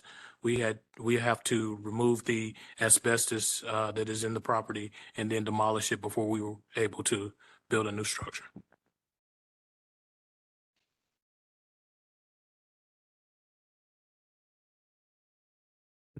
I'd just like to add, because the current structure is in disrepair. It is no way to, for us to repair that structure and use the framework currently of that home.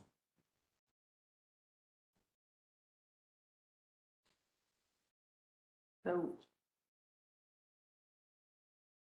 what is your anticipated build date then? You say you can't do it within the next 6 months. We plan to build by the end of 2024.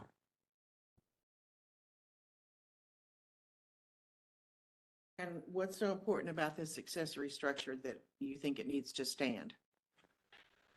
It is a storage structure for the home. It is 30 years newer than the primary structure, and is made of cinder block, and it is in above average shape and would not need to be demolished. And we were planning to use that to store some of the items that are in the home until we get the new home rebuilt.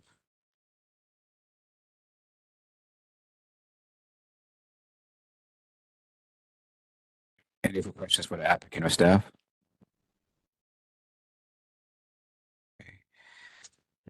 Um, Lisa, I just have a question. I'm looking at the finding facts and conclusions of law. It says staff does not find the request meets all the criteria for granting a variance. Is there, or has it been shared with the applicant, what would need to be done for him to meet that criteria? So there would need to be something peculiar to the property. It's a common request to, if somebody's demolishing a house, to leave an accessory structure. So it just doesn't meet the criteria for granting a variance. Has other options, so that we just didn't find that it met the standards for granting a variance, because he could combine it with one of the adjacent lots, or if he gets the building permit, he just renews it every 6 months. Because it will expire after 6 months, but if he keeps it renewed, that's fine. Okay.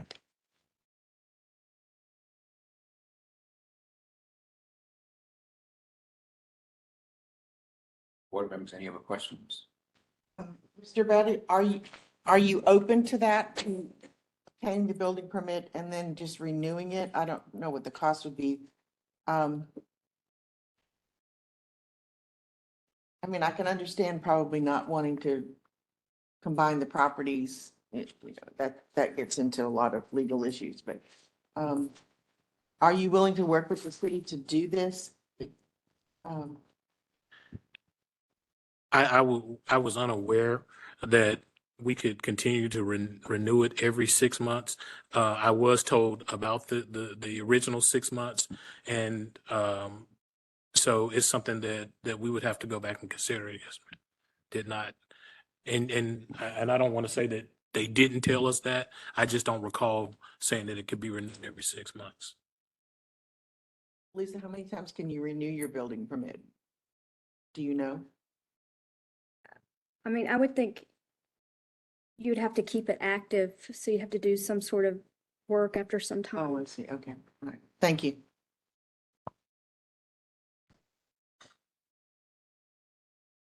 Have a question, Ms. Williams? I'm just saying, so have you done plans for a new house? We have not yet. We inherited this property at the end of 2022. 2022, yes. And we knew that the property was in disrepair, but we were not the primary owners to make that decision at the time. And the house presents in the primary structure in its current state, we believe presents a safety hazard because it is in disrepair, and the ceiling is falling in and things of that, and the floor is falling in. And so it's no way we can repair the current structure. And so we wanted to, while as soon as we got it, to go ahead and get it demolished, to keep the cost down for us, of course, of maintaining that property. And then we were going to rebuild a primary structure on there. And so you can't get a demo permit without getting a variance? Is that why you're requesting the variance? That is correct. I cannot get a demolition permit because there will be a secondary structure still on the property. And that requires a variance for me to maintain that. So the city wants you to leave a high-risk building that's a safety hazard in place until you get building permits and everything, and have a full plan of redevelopment before they give you a permit to demolish an unsafe building? The city would request that I have a building permit for a new structure before I rebuild the house that we think is unsafe. Right. That presents a safety issue. So if somebody breaks into that house and gets hurt and sues you, you can't sue the city for telling you you got to leave it there. Right? Absolutely, that is still my responsibility. But you do plan to build a house in 2024? And by the end of 2024, we plan to start construction on a new house, a new home there. But you don't have plans yet because you hadn't started plans because you can't demo the house. So you really don't know what you're going to build. We have an idea what we want to build there, but we don't know what we can build until we are able to demolish that home. Because we cannot remodel that home. Right.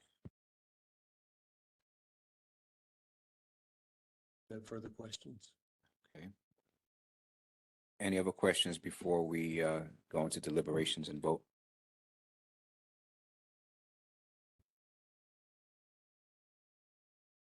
All right, hearing none. Thank you very much. We're going to go into sorry. Make sure there's no speakers. Okay. Is there any additional speakers here for this case? All right. Okay, so we're going to go into deliberations. And just a reminder, when the board is in deliberations, the applicant cannot address us.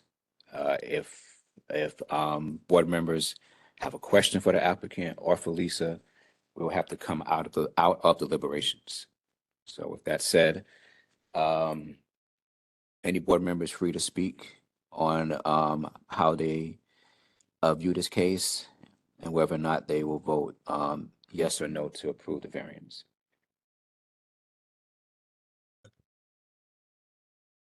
Y'all can probably sense what I would. Yeah, I think we should approve it just because I think it's nonsense. I'm sorry, deliberate. So I believe we should allow him the variance so that he can demo the house and keep moving with putting plans together to build a new house. The reality is, if you wanted to build a new shed, it would take until 2024 to get anything done. So I think the fact that he's trying to take care of the neighborhood and tear a unsafe structure down, we ought to let him do that. Okay. So. Well, I understand he wants to demolish it and wants to save the shed. There are, to Lisa's point, there are a lot of cases like this. During demolition, people want to save their shed. And I'm just worried that it might set a precedent so that every time people want to demo and they want to save something, they can come to this board and ask for the same permission. Mm-hmm. Gotcha. Okay. Ms. Strider? I am empathetic because it really does. I mean, you can't, according to the zoning, you can't have an accessory structure without a primary structure. I think this is a unique case. My only drawback is that I know that the gentleman says his intention is to build by the end of 2024. But things happen, and if it doesn't get built, then we're sitting there with an accessory structure on a lot that doesn't qualify for. Is anybody being harmed if he builds it in 2026? No, not really. He lives next door and his mother lives on the other side of the structure.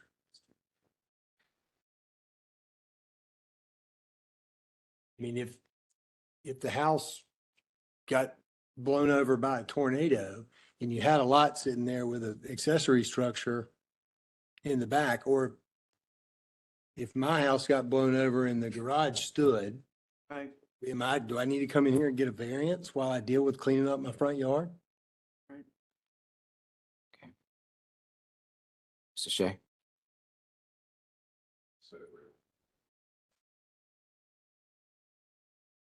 Okay.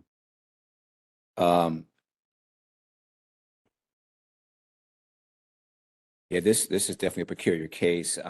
Just looking at what staff said, that does that unnecessary hardship would not result from the strip application of the ordinance. Hardship does not result from the conditions that are proposed to the property.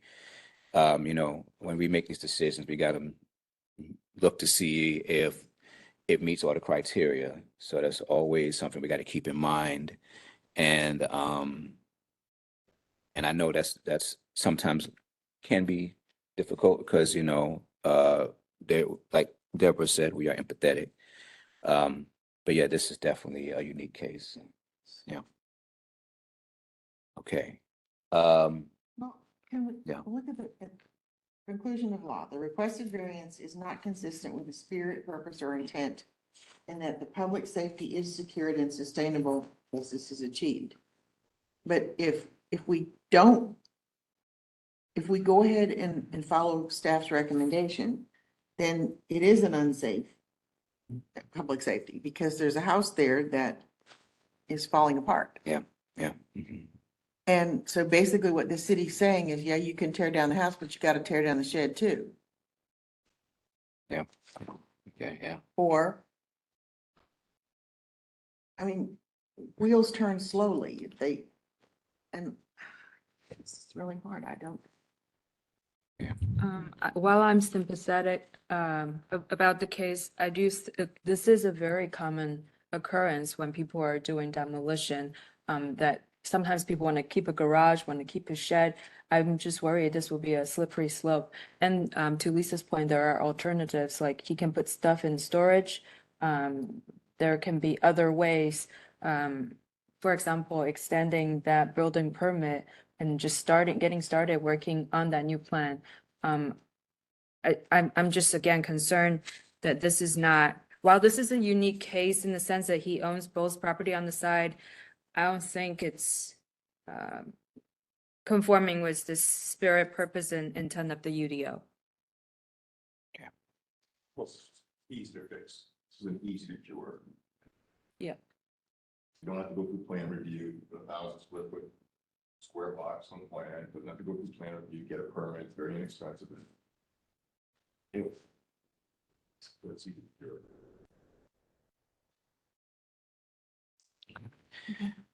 All right, we're hearing over comments. We will come out of deliberations and now move into voting. Is there a motion to approve or deny the variance? Now, remember, if you approve the variance, of course, you would be approving Mr. Johnson's variance. If we deny it, we will be agreeing with the city staff's recommendations. Motion to approve the variance. Okay, there's been a motion made to approve the variance by Mr. Williamson. Is there a second? Second. A second by Mrs. Dryden. Now we move into a roll call vote. Mr. Williamson, Yes. Ms. Sun, Son, no. Ms. Dryden, Dryden, yes. Mr. Shea, Shade no. all right, Wilson, yes.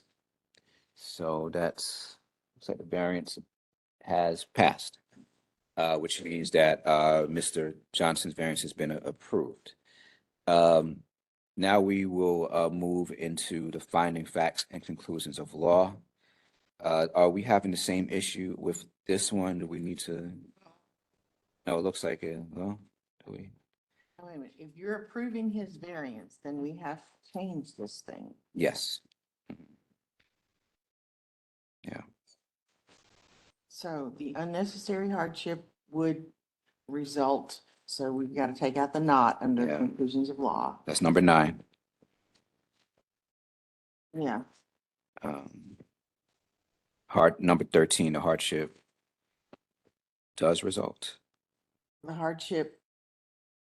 No, Uh. well, yeah, I guess you'd have to say that the hardship does result from conditions that are peculiar to the property. Well, it doesn't really though, not, that one doesn't fit, but we have to be not if we're gonna approve. Jill, it. is that correct? Should we change that not or? So in order to approve the variance, you have to find that the hardship results from conditions that are peculiar to the property. You have to find each one of those factors in those conclusions of law. So if the facts, so you need to try to draw upon evidence and state facts that would support that the conditions are peculiar to the property. If you cannot find that, then you may need to revisit your decision. Okay.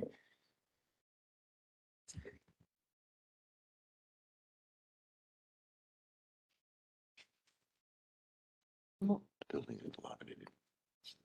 No, the building is dilapidated. That's what you need to. So we'll have to go for each line item based. Here, the hardship does result from conditions that are peculiar to the property because it does result, because it, the hardship does result from property conditions of a dilapidated house that needs to be removed. That is a condition at the property. It's not location, size, or topography, but it is a condition on the property that there's a dilapidated house. So we'll have to make that number 21 then. Left. Or, yeah. Or because I don't. Yeah, or under, where we're doing the hardship. No. The hardship results from personal circumstances. So it would be the hardship. We can just eliminate number 15 if we go with this. The hardship does result from property conditions, including location, size, topography, and dilapidated structure. Can we say that? Yeah. Yeah, I think that should go well. And then I think we can eliminate 15.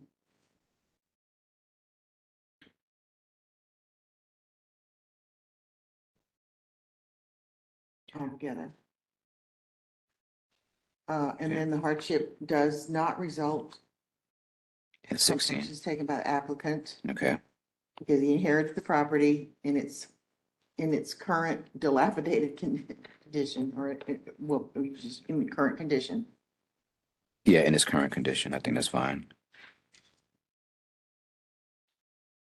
And will create a hardship. Wait a minute. The hardship does not result from action taken by the applicant. The applicant inherited the property in its current condition. What will create a Period. hardship? We could just do it in its current condition because it won't create a hardship. I think we can keep it like that, right? Okay, will not create a hardship. Yeah, will not. There we go. And will not create a hardship. Okay. Will not create a hardship. To keep the shed, just the hardship. Keep the to shed, keep the okay. shed. And then on 18, the requested variance Is consistent. is consistent. Spirit, purpose, and intent of the UDO, and that public safety is secured and substantial justice is achieved. Okay. And then the variance is consistent with the intent. Of the UDO, because if the variance is granted and the lot only contains. Let's see, because if the is consistent with the intent of the UDO. Because if the variance is granted and the lot is not a permitted. You can't stop after UDO. We don't need a. Yeah, yeah, just scratch that out. Yes. And then Can we clarify that one in its entirety? what, number 19? The variance is Is consistent consistent. with the intent of the UDO, period. Period, yeah. So, if I could just jump in real quick. While you're amending some of the findings of facts, so for that one, you're saying the variance is consistent with the intent of the UDO.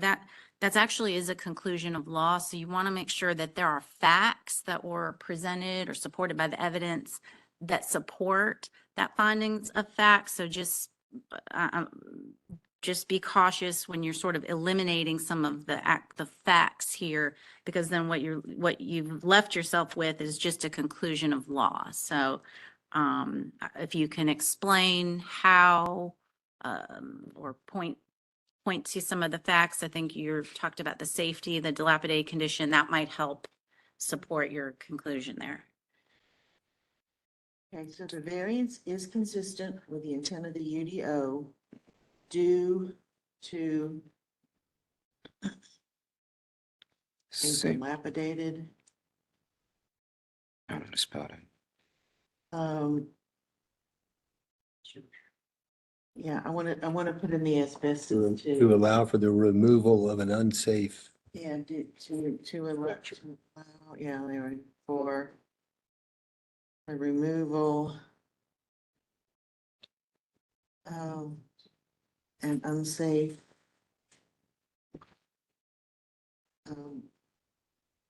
Structure? structure. So, okay, so if we say the variance is consistent with the intent of the UDO Due to the. to allow for the removal of, yes, of an unsafe structure.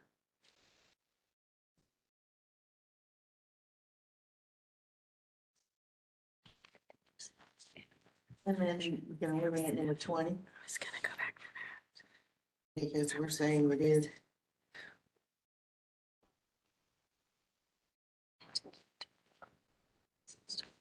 For Article 17, where's articles?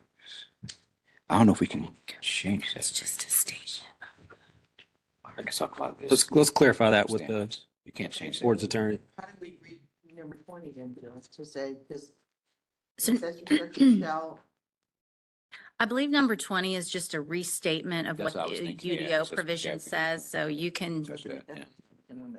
so under conclusions of law, unnecessary hardships would result from the hardship does result, the hardship does not result, and the requested variance is consistent. and if we could go back to number 17, if you could read that again for me, just to make sure I have the correct finding. So we have what the Oh. applicant inherited the property in its current condition, but will not create a hardship by not pursuing. It will not create a hardship. Yeah. To keep the shed.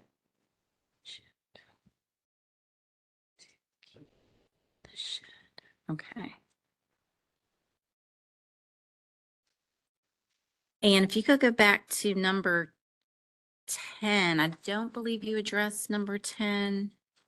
Okay, the hardship.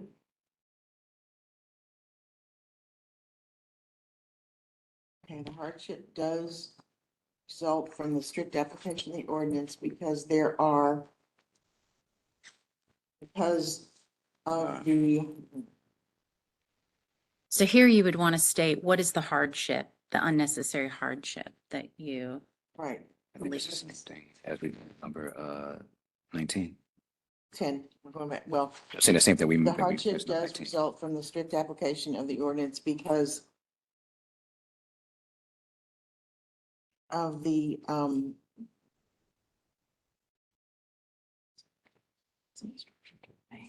I think we just repeat what we put in number 19. yeah. Yeah, yeah.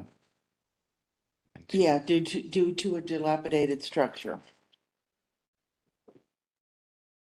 Because of the dilapidated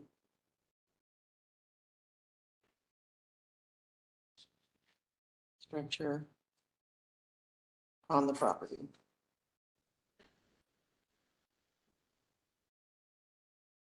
That satisfied you? do you want to add? And unsafe? Oh, yeah. Perhaps? It's a dilapidated and unsafe Yeah. structure on the property.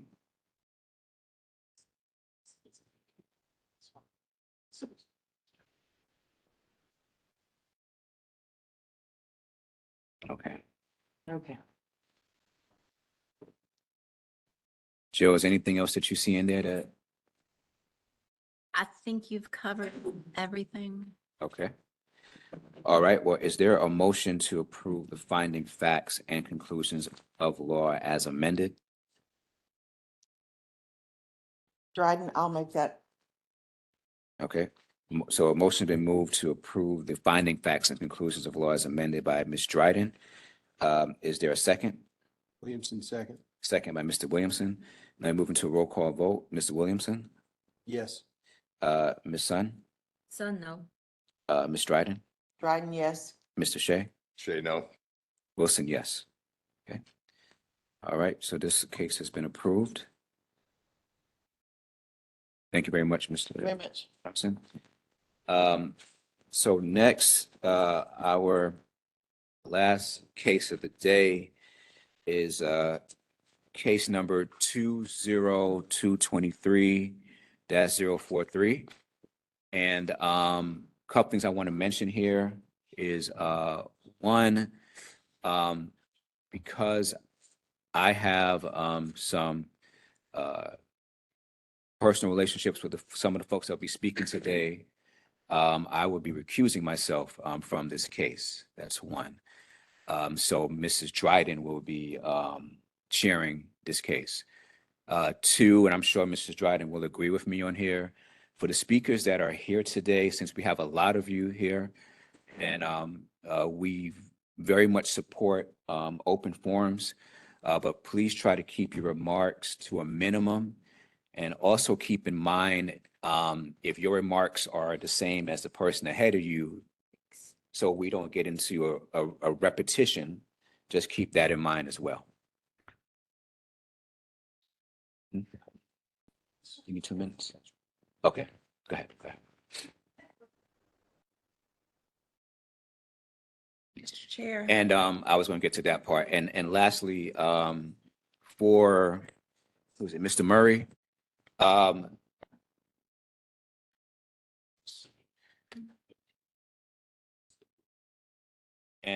Mr. Murray, are you okay with the board being at 4 instead of 5 here in this case? Members of the board, given, is this on? Given the amount of people here, I think we need 5 people on the board to rule on this case. So as a result of that, I think we'd need a continuance. Or he's taking it back. And, oh, I'm sorry, Mr. Wilson, can you you've recused, so if you can remove yourself from the table, that'd be great. And I think we just lost Mr. Shea for a second, so can we just wait till he comes back? If you'll give us just 2 minutes more. Excuse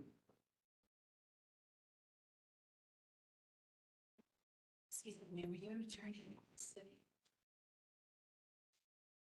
3. What are the standards for recusal?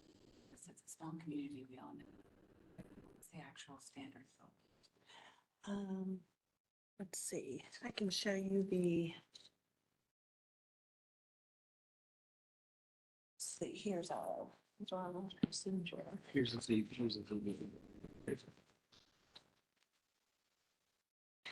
You, I mean, if you want them to explain more, he can, but it does, if he feels he can't be impartial, then applicant, can actually request that he be, but he's actually actively doing that. It's hard to undo. It's close associational relationships, with an effect of, or business relationships or financial. So is there any person? No, we don't have an alternate today. So will be continued. Yes, if the applicant, so what happens is, and they're gonna explain this when the other board member comes back, but there's 5 in the board. Our rules, or our policy is that there's only 4, or we ask the applicant if they have a 5-member board, because they have to get 3 out of 5. who they received right now, they have to put you out for. So, And Doug is gone, like he's left the room, he's not coming back. That's really hardship.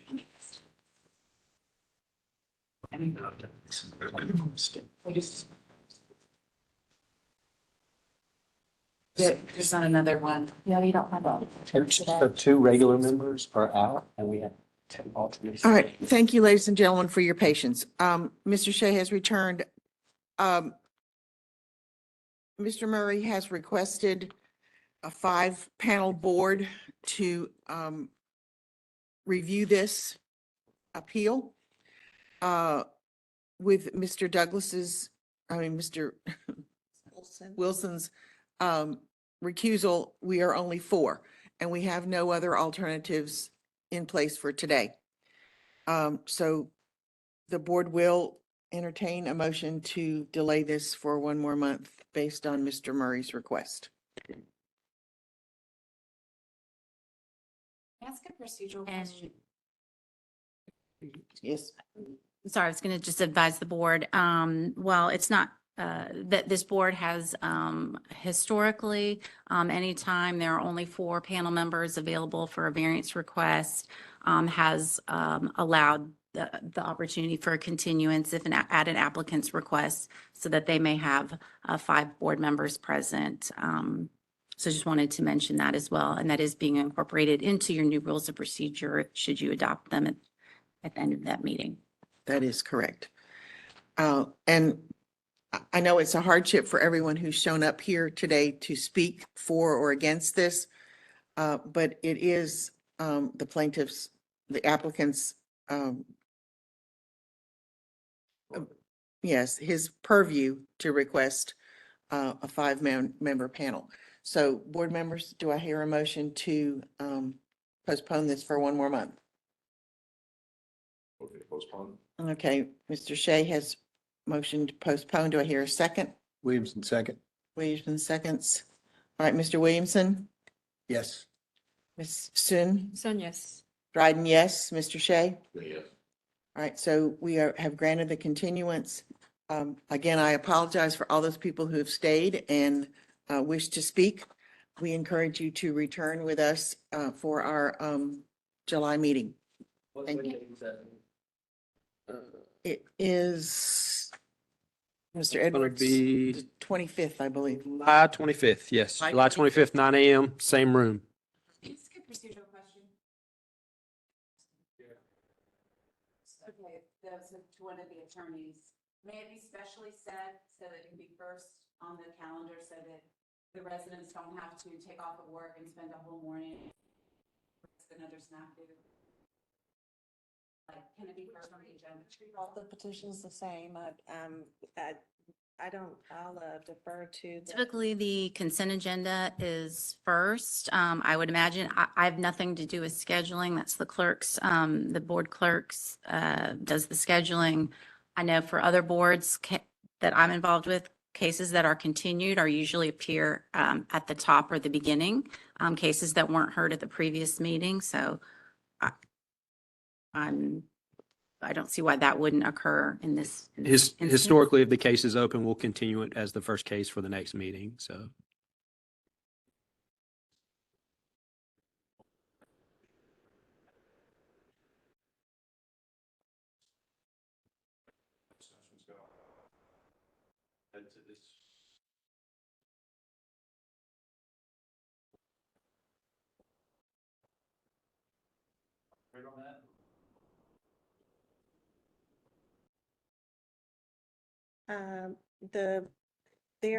We have rules of procedure that outline conflict of interest for the board members. If they feel that they can't be impartial in hearing a case, they can ask to be recused. When was the board notified of what was on their agenda? How was that determined, that recusal determined all before this meeting was scheduled and we've all waited? Sometimes this happens that, they come in and it's his association with an affected person. It may be that he didn't know who was going to be present today. And if he sees someone and feels like he can't be impartial in hearing the case, then it's up to the applicant to have an impartial board reviewing the variance. I mean, I want to be sure that the person who recused himself did it properly, because if it's just because he knows some elected officials, maybe he thought he had to recuse himself when he did not. Like, is it not worth confirming that he actually has a legal basis to recuse himself, meaning he knows one of the petitioners or affected neighbors? So the chairperson did consult with board counsel and staff counsel about a potential conflict of interest and disclosed that he has multiple close associational relationships with witnesses who intended to present testimony today. And that was what led him to recuse himself. Question for the board. As an alternate decision, are those potential witnesses permitted to recuse themselves from presenting to allow this process to proceed today?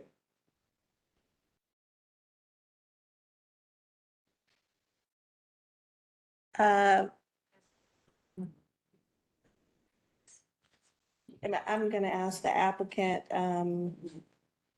again, this petition or this, I'm sorry, case, I'm thinking about last night. This case belongs to the applicant. And so their due process concerns must be taken into consideration in order to have a fair and impartial hearing today. So the chairperson believed that it was necessary to recuse himself. And we find ourselves in the position where it's summertime and we don't have an alternate member. And this is very typical that when we are reduced to 4 members, that we ask the applicant if they would like to either proceed with 4 or wait until there is a full 5-member board. So that is very standard practice for us. It's unusual for us to have to delve into the reasoning for the chairpersons or a board members' recusal reasons if they feel they can't be impartial, because again, this is quasi judicial. So they're sitting in a capacity where we don't want any prejudice to the applicant, but we do want to be fair to any property owners or neighbors who have come to hear the case. So after consulting with counsel, this was decided to be the best course of action. And again, we can put this on first thing for next month, but it's very typical for an applicant not to proceed with 4 members. So we decided that all.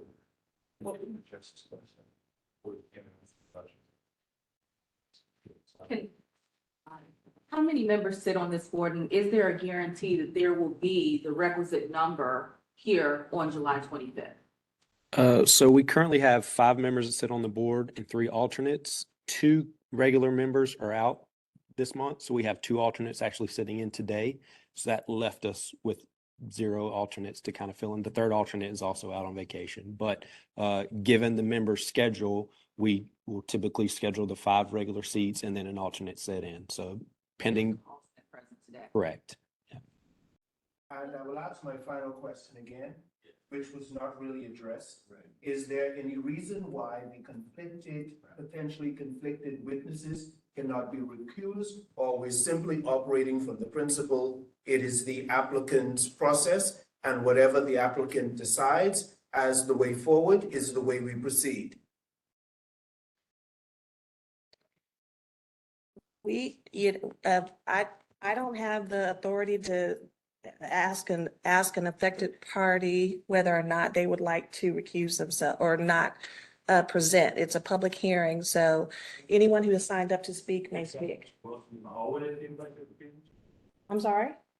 Mr. Wilson is a board member, and he was consulting with attorneys for staff and attorneys for the board, who advised them, and he's asked about his potential conflict. He believes he has one. And couldn't he hear this gentleman's offer to see if that would work? mean, we're attempting to make this work, and if you're saying that an alternate could come in July and take a look around the room and decide they need to recuse themselves, I mean, we're trying to make it work. Shouldn't he hear this request to say, hey, if it's one of us, we'll step out, you stay, and move forward?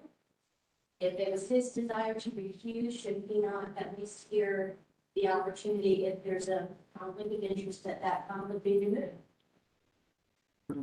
Doesn't work that way. Seems just. Very interesting That's question. fair. You're curing the conflict. Let's see if we can cure the conflict. Okay, can we take a recess and ask Doug?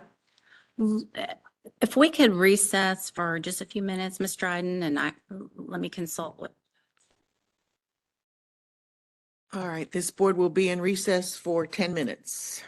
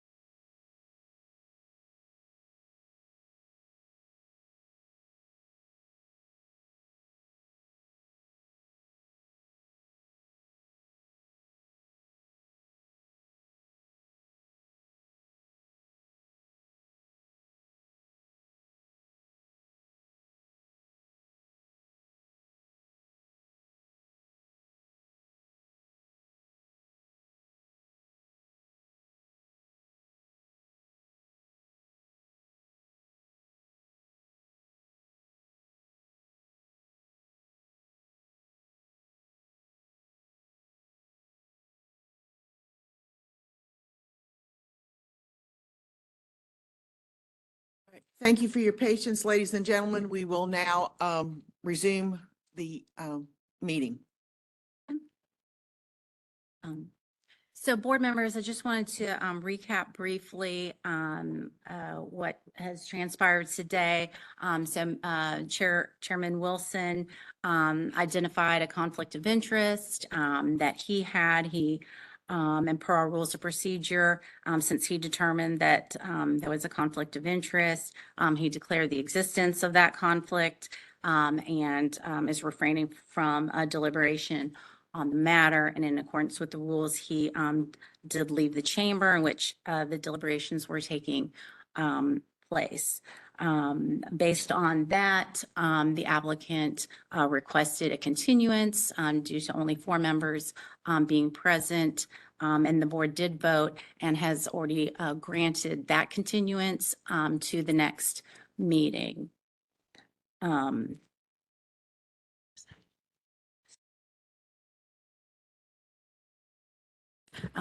It is highly unusual for the board to take comments from the audience after the board has taken action and voted on something, but they did allow that today. As I stated, the board's actions today have been in accordance with its rules of procedure, and you may just resume with the meeting as scheduled. This case, if has been scheduled for the July meeting in accordance with practices. It will be scheduled as the first case to be heard. That would be my recommendation. Thank you, Ms. Sanchez-Myers. All right, in accordance with that, the board has approved the continuance that Mr. Murray requested. So this case will be heard on July the 25th. And as stated, it will be the first on the agenda. We appreciate your participation, and we're sorry that there has been any confusion or delay. We look forward to seeing you. So this case is now continued. And I just wanted to remind members of the board that this is a quasi judicial matter. And so that and also for members in the audience, that ex parte communication with any of the board members is prohibited. So please do not approach the board members or try to talk to them about this case or any other case that may be on their agenda. So that's very important. Thank you. Thank you very much. The board will continue now with 2 things we need to go over. I can't find my piece of paper. Use this one. All right, we need to approve the May minutes that you received from your deliberations in May. And we'll grab Mr. Wilson. He can come back for this. Okay, so, all right, we'll pause just one moment for our chair to return.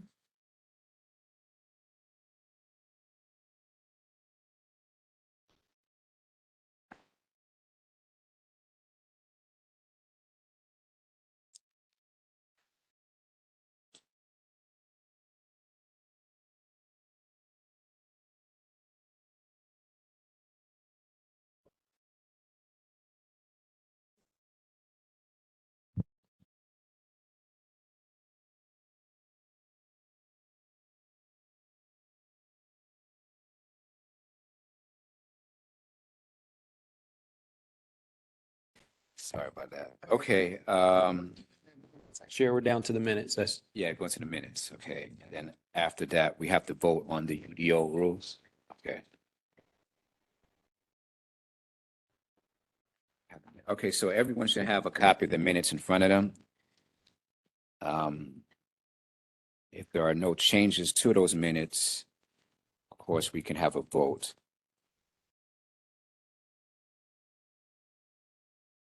Motion to approve.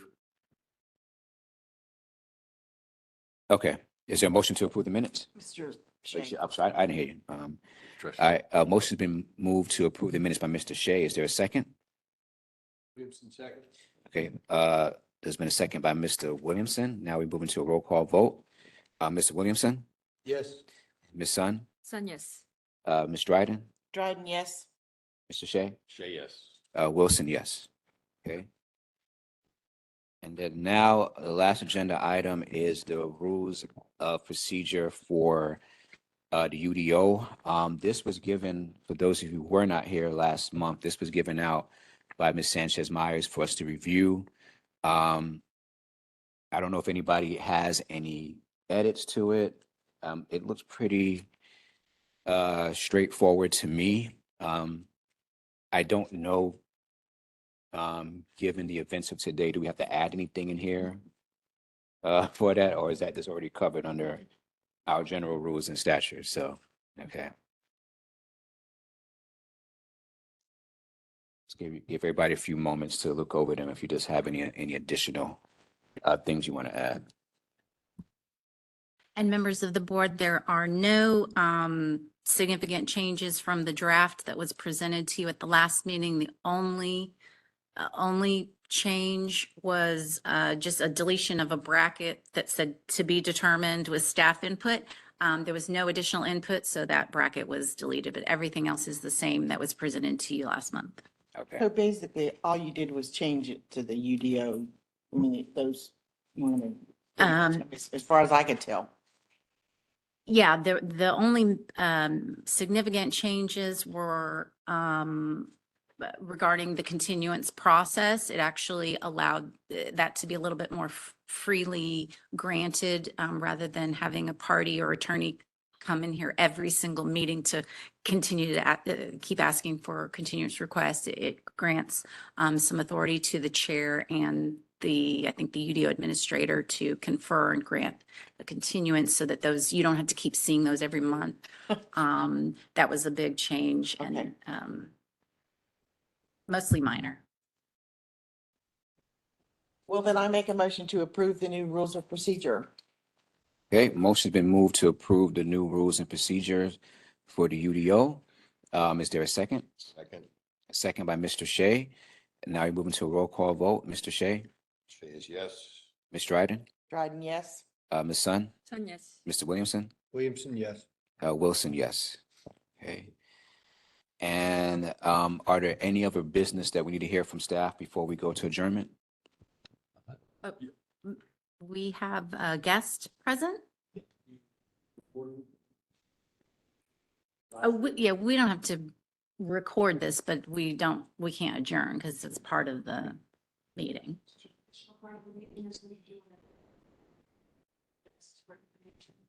Sure. Yeah, just officially adjourn the meeting. Okay. All right. Is there a motion to adjourn? I actually have a question for staff. I'm not sure if it should go on the record or not. Statement of facts that we get it before each class. How come we don't get that in email the night before or the week before? Or can we do that? Actually, no, because it's part of the staff's presentation of evidence. And so in the event one of your decisions was appealed, we can't provide it to you if we don't provide it to the opposing party at the same time. And so our practice has been to make it part of the evidence that's presented to you at the time of the hearing. Ah, okay. Thank you. And we also wanted to, well, this can be off the record too. All right. So with that said, is there a motion to adjourn the meeting? I make a motion to Well, adjourn. wait, Chair, we're actually going to keep going. Okay, we're gonna keep going now. Okay, I was told that we were gonna adjourn now. Okay. just for the training session. Karen and Tim? Yeah, you're good. The more the merrier. So members of the board, we asked Tim Porter, Chief Urban Forester, to come and just give you a little presentation and sort of orientation. As you know, y'all are aware that you may now be seeing cases under the tree, well, formerly the tree ordinance, but development related variances or appeals. So we've asked him to come and hopefully educate you on some of the ordinance, under the UDO, and then answer any questions that you have as you embark on the world of trees.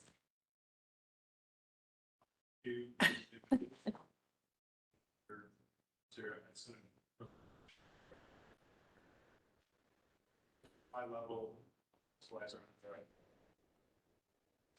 So this Sanchez Meyer alluded to previously. All development requirements focused on tree. Were part of the Charlotte tree ordinance, standalone development and non-development requirements. The appeals and variances related to that ordinance previously all went to the Charlotte Tree Advisory Commission, also a quasi-judicial board. The effective date of the behind us, all developments, second slide.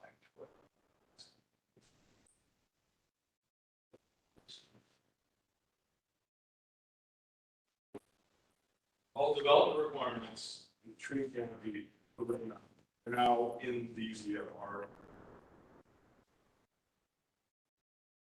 Policy stuff, we're almost there.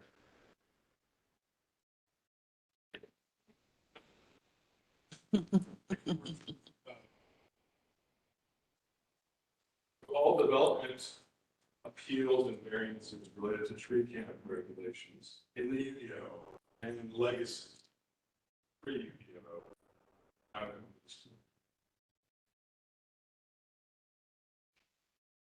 Tree ordinance has been around since 1978. Development requirements have been there since that time, but for many decades. Previously there were three main focus areas. There's perimeter trees, with the street trees. Look up behind you along 3rd Street, street trees, those were required to be planted when this property was developed. The second main area is called internal trees. Those are parking lot trees. Many parking lots around us, every parking space has to be within a certain dimension, here feet free. There's also an impervious requirement. A certain amount of impervious requires additional trees to be planted. That's great. The third area is tree preservation. The most recent current approach to that is something called green area, which was previously known as tree shade. Different types of preservation area options can meet that. So those are the big three development areas pre-UDO. The last bullet there indicates the non-regulatory side of the tree ordinance protecting city trees. City trees are often involved in development situations, but if there's no development occurring, city trees can't be removed or protected. City arborists group. Go to the next slide. A lot of text here, sorry about that, but in the new UDO world, we have the same three areas, but we've added a new area. So there's a fourth bucket called heritage trees. This is a complicated requirement because it's dual nature. Heritage trees are a development requirement in the UDO. They also exist in the new standalone tree ordinance. Again, that is not development related. So any appeals and variance requests related to heritage trees, not development related. Trees. But that regulation, standalone ordinance, applies to property at all times, regardless of development tax. It's the first really big step. Private property tree regulations that aren't triggered by development, Charlotte, other than historic districts. This is the first non-development trigger private property protection on trees. Yeah, again, non-development heritage tree and all other non-development tree issues. For example, if a property owner under single family home did like the oak tree up by the street from acorns, their driveway acorns, just cut it down. Not development related. That appeal, that variance request in violation, if appeal would go to the tree. If a home builder is demolishing a home and rebuilding a new home, some of that tree without a permit, there's some type of appeal or variance, the violation situation. So I have a question. So if I'm hearing you correctly, because I've seen a lot of development going on across the city where developers will come in and then knock down all these trees and then build like subdivisions. That doesn't fall into this, right? It does. That's regulated by the UDO. There are, all four of the new areas, effective June 1st. All four of the areas, perimeter trees, internal trees, tree saving, and heritage trees apply to that. So any variances or procedural hearings related to that.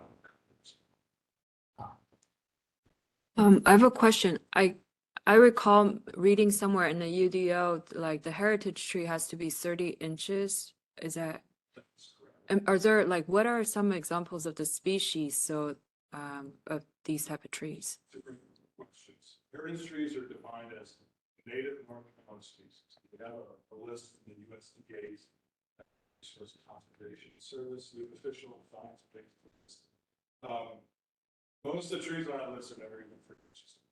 But examples would be a willow oak, a very common tree in Charlotte, hickories, tulip, poplar, something that's very common that you won't qualify, dogwood, crepe myrtles, millions of those in Charlotte.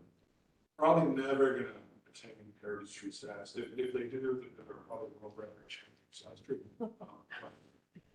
Let's see what else. Maples. There are some maples out in the woods in the forest areas that get that big. There's many behind us in Marshall Park. So if a county arborist wants to cut down a heritage tree, they would have to go to the city to get a permit. They're just maintaining the grounds. If they want to redevelop Marshall Park, same thing. There's different rules apply at different times. The mitigation for heritage trees is fairly significant. The preservation requirements are softer. Is significant. $1,500 a tree. Must apply back at least one tree. If you're a property owner outside development, it's $500 and one tree applies to that. So if somebody over in Myers Park cuts an oak tree down just because they don't like the acorns, what's the penalty? $500 and you got to plant another tree, or are they supposed to call you and say, can I cut this tree down and get a permit? There is a permit. If it's one of the big ones, that are 30 inches or greater, they would need a permit. The city tree, that's a city arborist. Heritage trees are only on private property. Yeah. The heritage tree, they have to call Richard King. And get a permit? What do they have to pay for that permit? Permit fee is $250. That starts to be applicable first, it's part of the budget. So mitigation fee of $500 to apply back. So it's a significant impact. So there's a mitigation fee. So if I call Davy Tree and say, I got to get this tree taken down, they know all the rules. So they're going to say, you got a $200 permit fee, you got a $500 fee to mitigate something. You got a replanting fee, so you got to buy a tree and replant a tree somewhere. Is there a requirement to how big the tree is that you replant? There is, the UDO specifies 2-inch caliber, 8 feet. There's flexibility. We're trying to work nonprofits like Tree Shield, create a program that offer free or subsidized trees that are smaller, but also meet requirements. Yeah. So if you plant more than one tree, you reduce your mitigation fee by $250. So if a homeowner is back 3 trees, their mitigation fee is zero. They have one tree they have to do, 2 other trees, $250. So what happens if the tree's dead or the tree is at risk? They can remove it without a permit. They need to document. So if someone were to let their ivy grow all the way up to the top of their big oak tree and not cut it back so that it may choke out that oak tree, he might be able to cut that tree down later, and with no risk. If the risk is high or dead, then probably maybe a bit without saying. Yeah. But there's somebody. We're working closely with tree care companies and landscape contractors because hopefully, Yeah. property owners would solicit a skilled professional to do that. We're going to make sure they're aware. This summer we're going on an outreach campaign. If there's areas to be removed in violation of the UDO or tree ordinance, right now we're focused on awareness approach where the likely planting. There would also be a fine at some point. Tree, you're considering $200 reduction. 30-inch tree is $6,000. You're focused on awareness and replanting approach right now. It's very good regulation. That's great.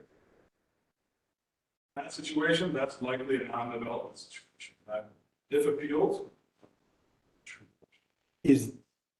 So how does that, how does the new ordinance apply to developers who it's clear cut? I mean, is there anything in it to stop? they need to submit a tree survey showing their history on the property. Mhm. Generally, there are a little flexibility. Any heritage tree that they remove as part of development that's authorized, they have to mitigate. Okay. So it's $1,500. Those replanting mitigation trees don't count towards any other. So it's payment in lieu change. Tree save, it has, there was a cap that was based. I think it's 2005 or 6 county tax appraisal values. It's about its current values, not the current deval. So if the cap was $80,100 per acre, that's the value of tree save. It's now $192,000. I'm sorry, so It's $192,626 an acre. So it's paid out of preserving, seeing, maybe that's the fee that would pay. Fortune for us, it would be 80,000. They don't always meet the cap, that's the cap. Many times they're gonna have a property value.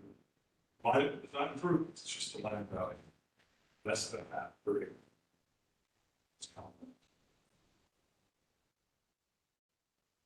Things you may see related to tree canopy development regulations. Tree safe is a very common area of challenge. It's often in subdivisions, people installing sheds or fences or patios or pools. That may be something that comes across for installing the fence, removing city trees, not replanting with code required trees by a certain timeline at some point. Fines and penalties to appeal that. The fines and structure is changing. It's changing a little bit in UDO. There's very specified fines in the UDO for development issues. There's also some staff developed penalty strategy and something called the Charlotte Tree Manual. The Charlotte Tree Manual is part of the zoning administration. The Charlotte Tree Manual will be a component of the.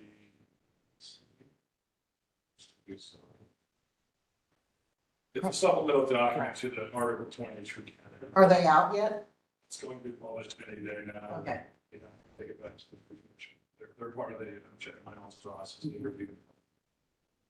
There'll be a penalty fee schedule. Will likely come with that. There's a development. So that's where we're at with the big focus areas. Pre-UDO, there were 3 buckets, now there's 4 areas. And we have issues coming back. Working on a very good issue right now that was back in 1997. Related to tree issues, the development requirements. The other one, 1989. We typically resolve things, but in 2021, Assembly updated with the 60D. Tree ordinance gives it a lot of administrative authority provided to my position, city arborist, that no longer exists. So the flexibility that we had to issue staff level, we call it variance, but to really kind of be very flexible, no longer exists. So we're a little more rigid now. The tree commission has seen 6 or so hearings the last couple of years, giving an idea of the volume, seeing pre-UDO. Hopeful it's not a dozens and dozens of years. Summary, does Karen want to add anything? Anything that was developed required connected to tree canopy regulations. Pre-UDO. Appeal or variance here. My position is the administrator, regulations. They're technically zoning. They're an art, second half of art. First half. That's all. Any other question? I have a question. So if someone is demolishing a building and have the demolition company pull the permit and they're gonna take care of everything, do the homeowner or the developer need to pull a separate permit for tree, or the demolition company takes care of it with you? Either or, doesn't matter to us. We're separate than the counties. There's a whole new permitting requirement for that didn't previously exist. We previously, the tree canopy world, we did not regulate residential use by lot approach. So that's something that's new. So the contractor or the property. Not in all cases, there's a tree issue. There is required to get a process. Yes, and it behooves the homeowner to make sure that the permits are pulled, and because that's what's gonna come up. They're gonna say, oh, well, the contractor. Yeah, that's what we get a lot. The contractor said he did that. Penalties and fines, particularly stuff that can be assessed jointly. So if we know the contractor needs, we will include that. If you want to look at any pictures and description of these common areas, and stop now.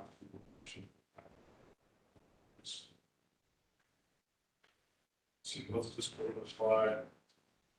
Okay, so perimeter trees. This is the, I think that's the Metropolitan, just down the street.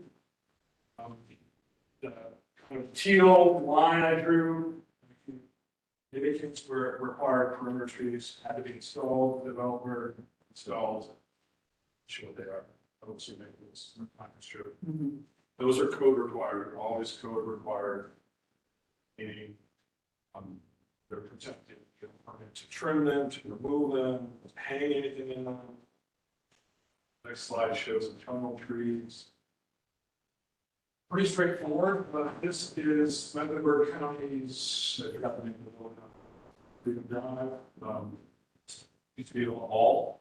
I just highlighted dots on the left there, one parking area. I got it zoomed in here, thank you. Those are internal trees. Every parking space has to be within, I think that's 60 feet. That's a legacy tree ordinance. When people submit plans, each little tree has a radius around it showing that each parking space is within X feet of a tree.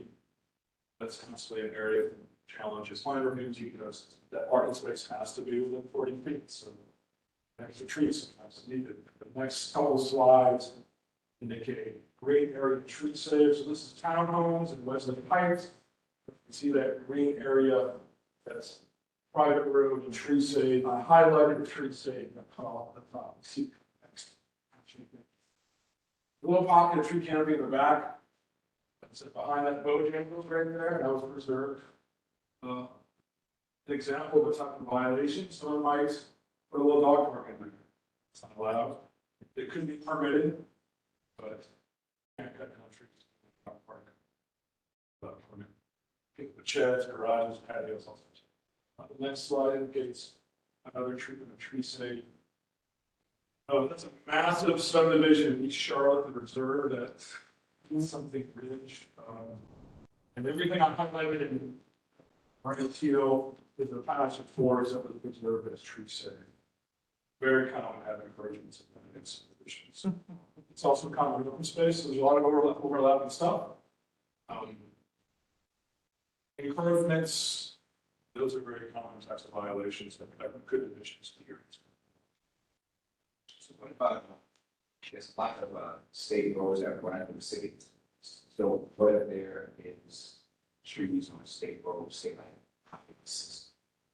somebody must develop on there, but they have to come to us even though those trees are on state road? I'm not sure about 160, but except for interstates and roads like Billy Graham and Forest, certain major highways, the city maintains the trees and as UDO to your highway. There's probably tens of thousands of trees planted in the state right away that our code requires. Be protected. Typically it's resolved and worked out, but there are often challenges.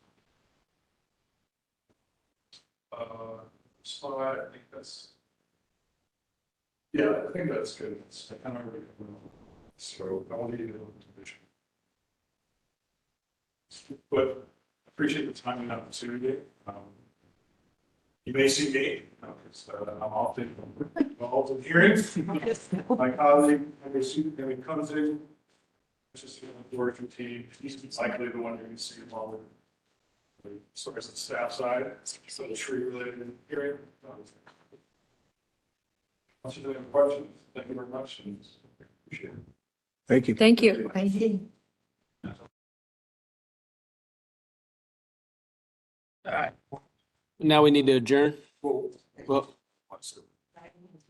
One second. hold on.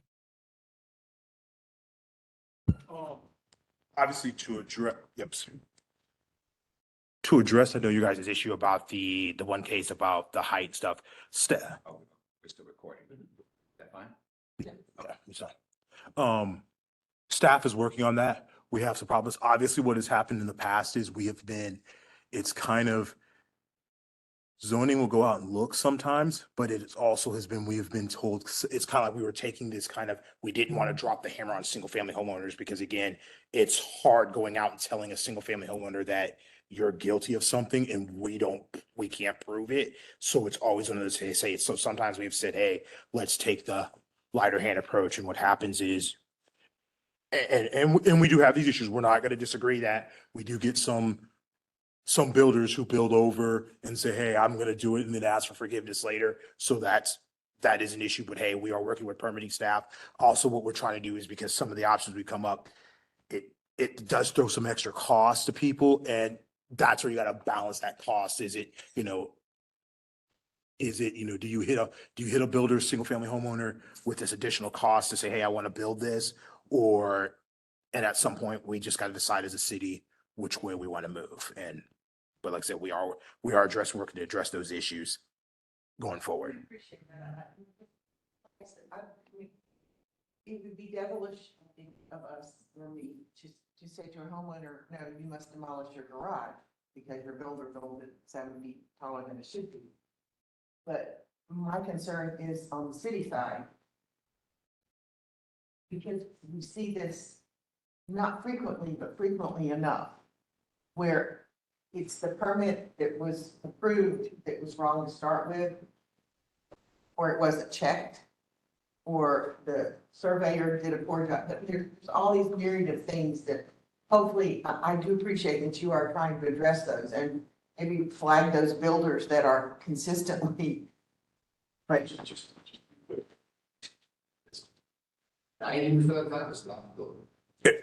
Yeah, and like I said, and that's why and sometimes we do also get home, and that's why I would say I don't want to necessarily throw it all on the builder. It's the homeowner goes in there and says something to and someone does it all.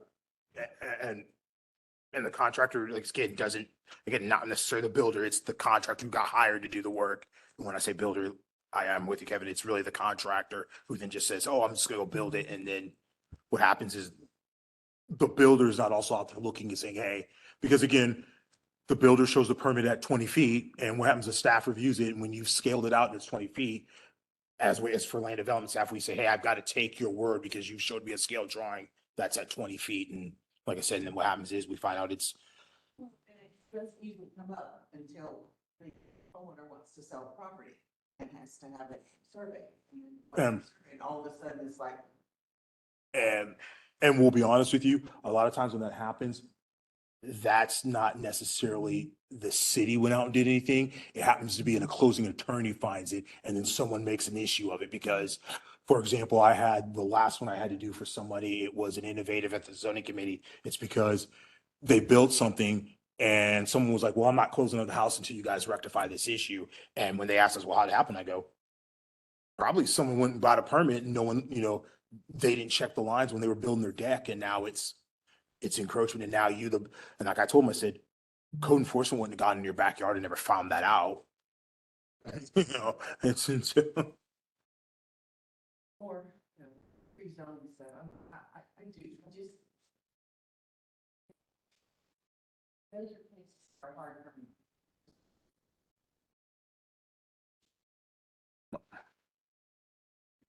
Thank you, I appreciate that you are trying to amend that and fix it and lots of things would be fixed. Just crossing your eyes and dotting your T's.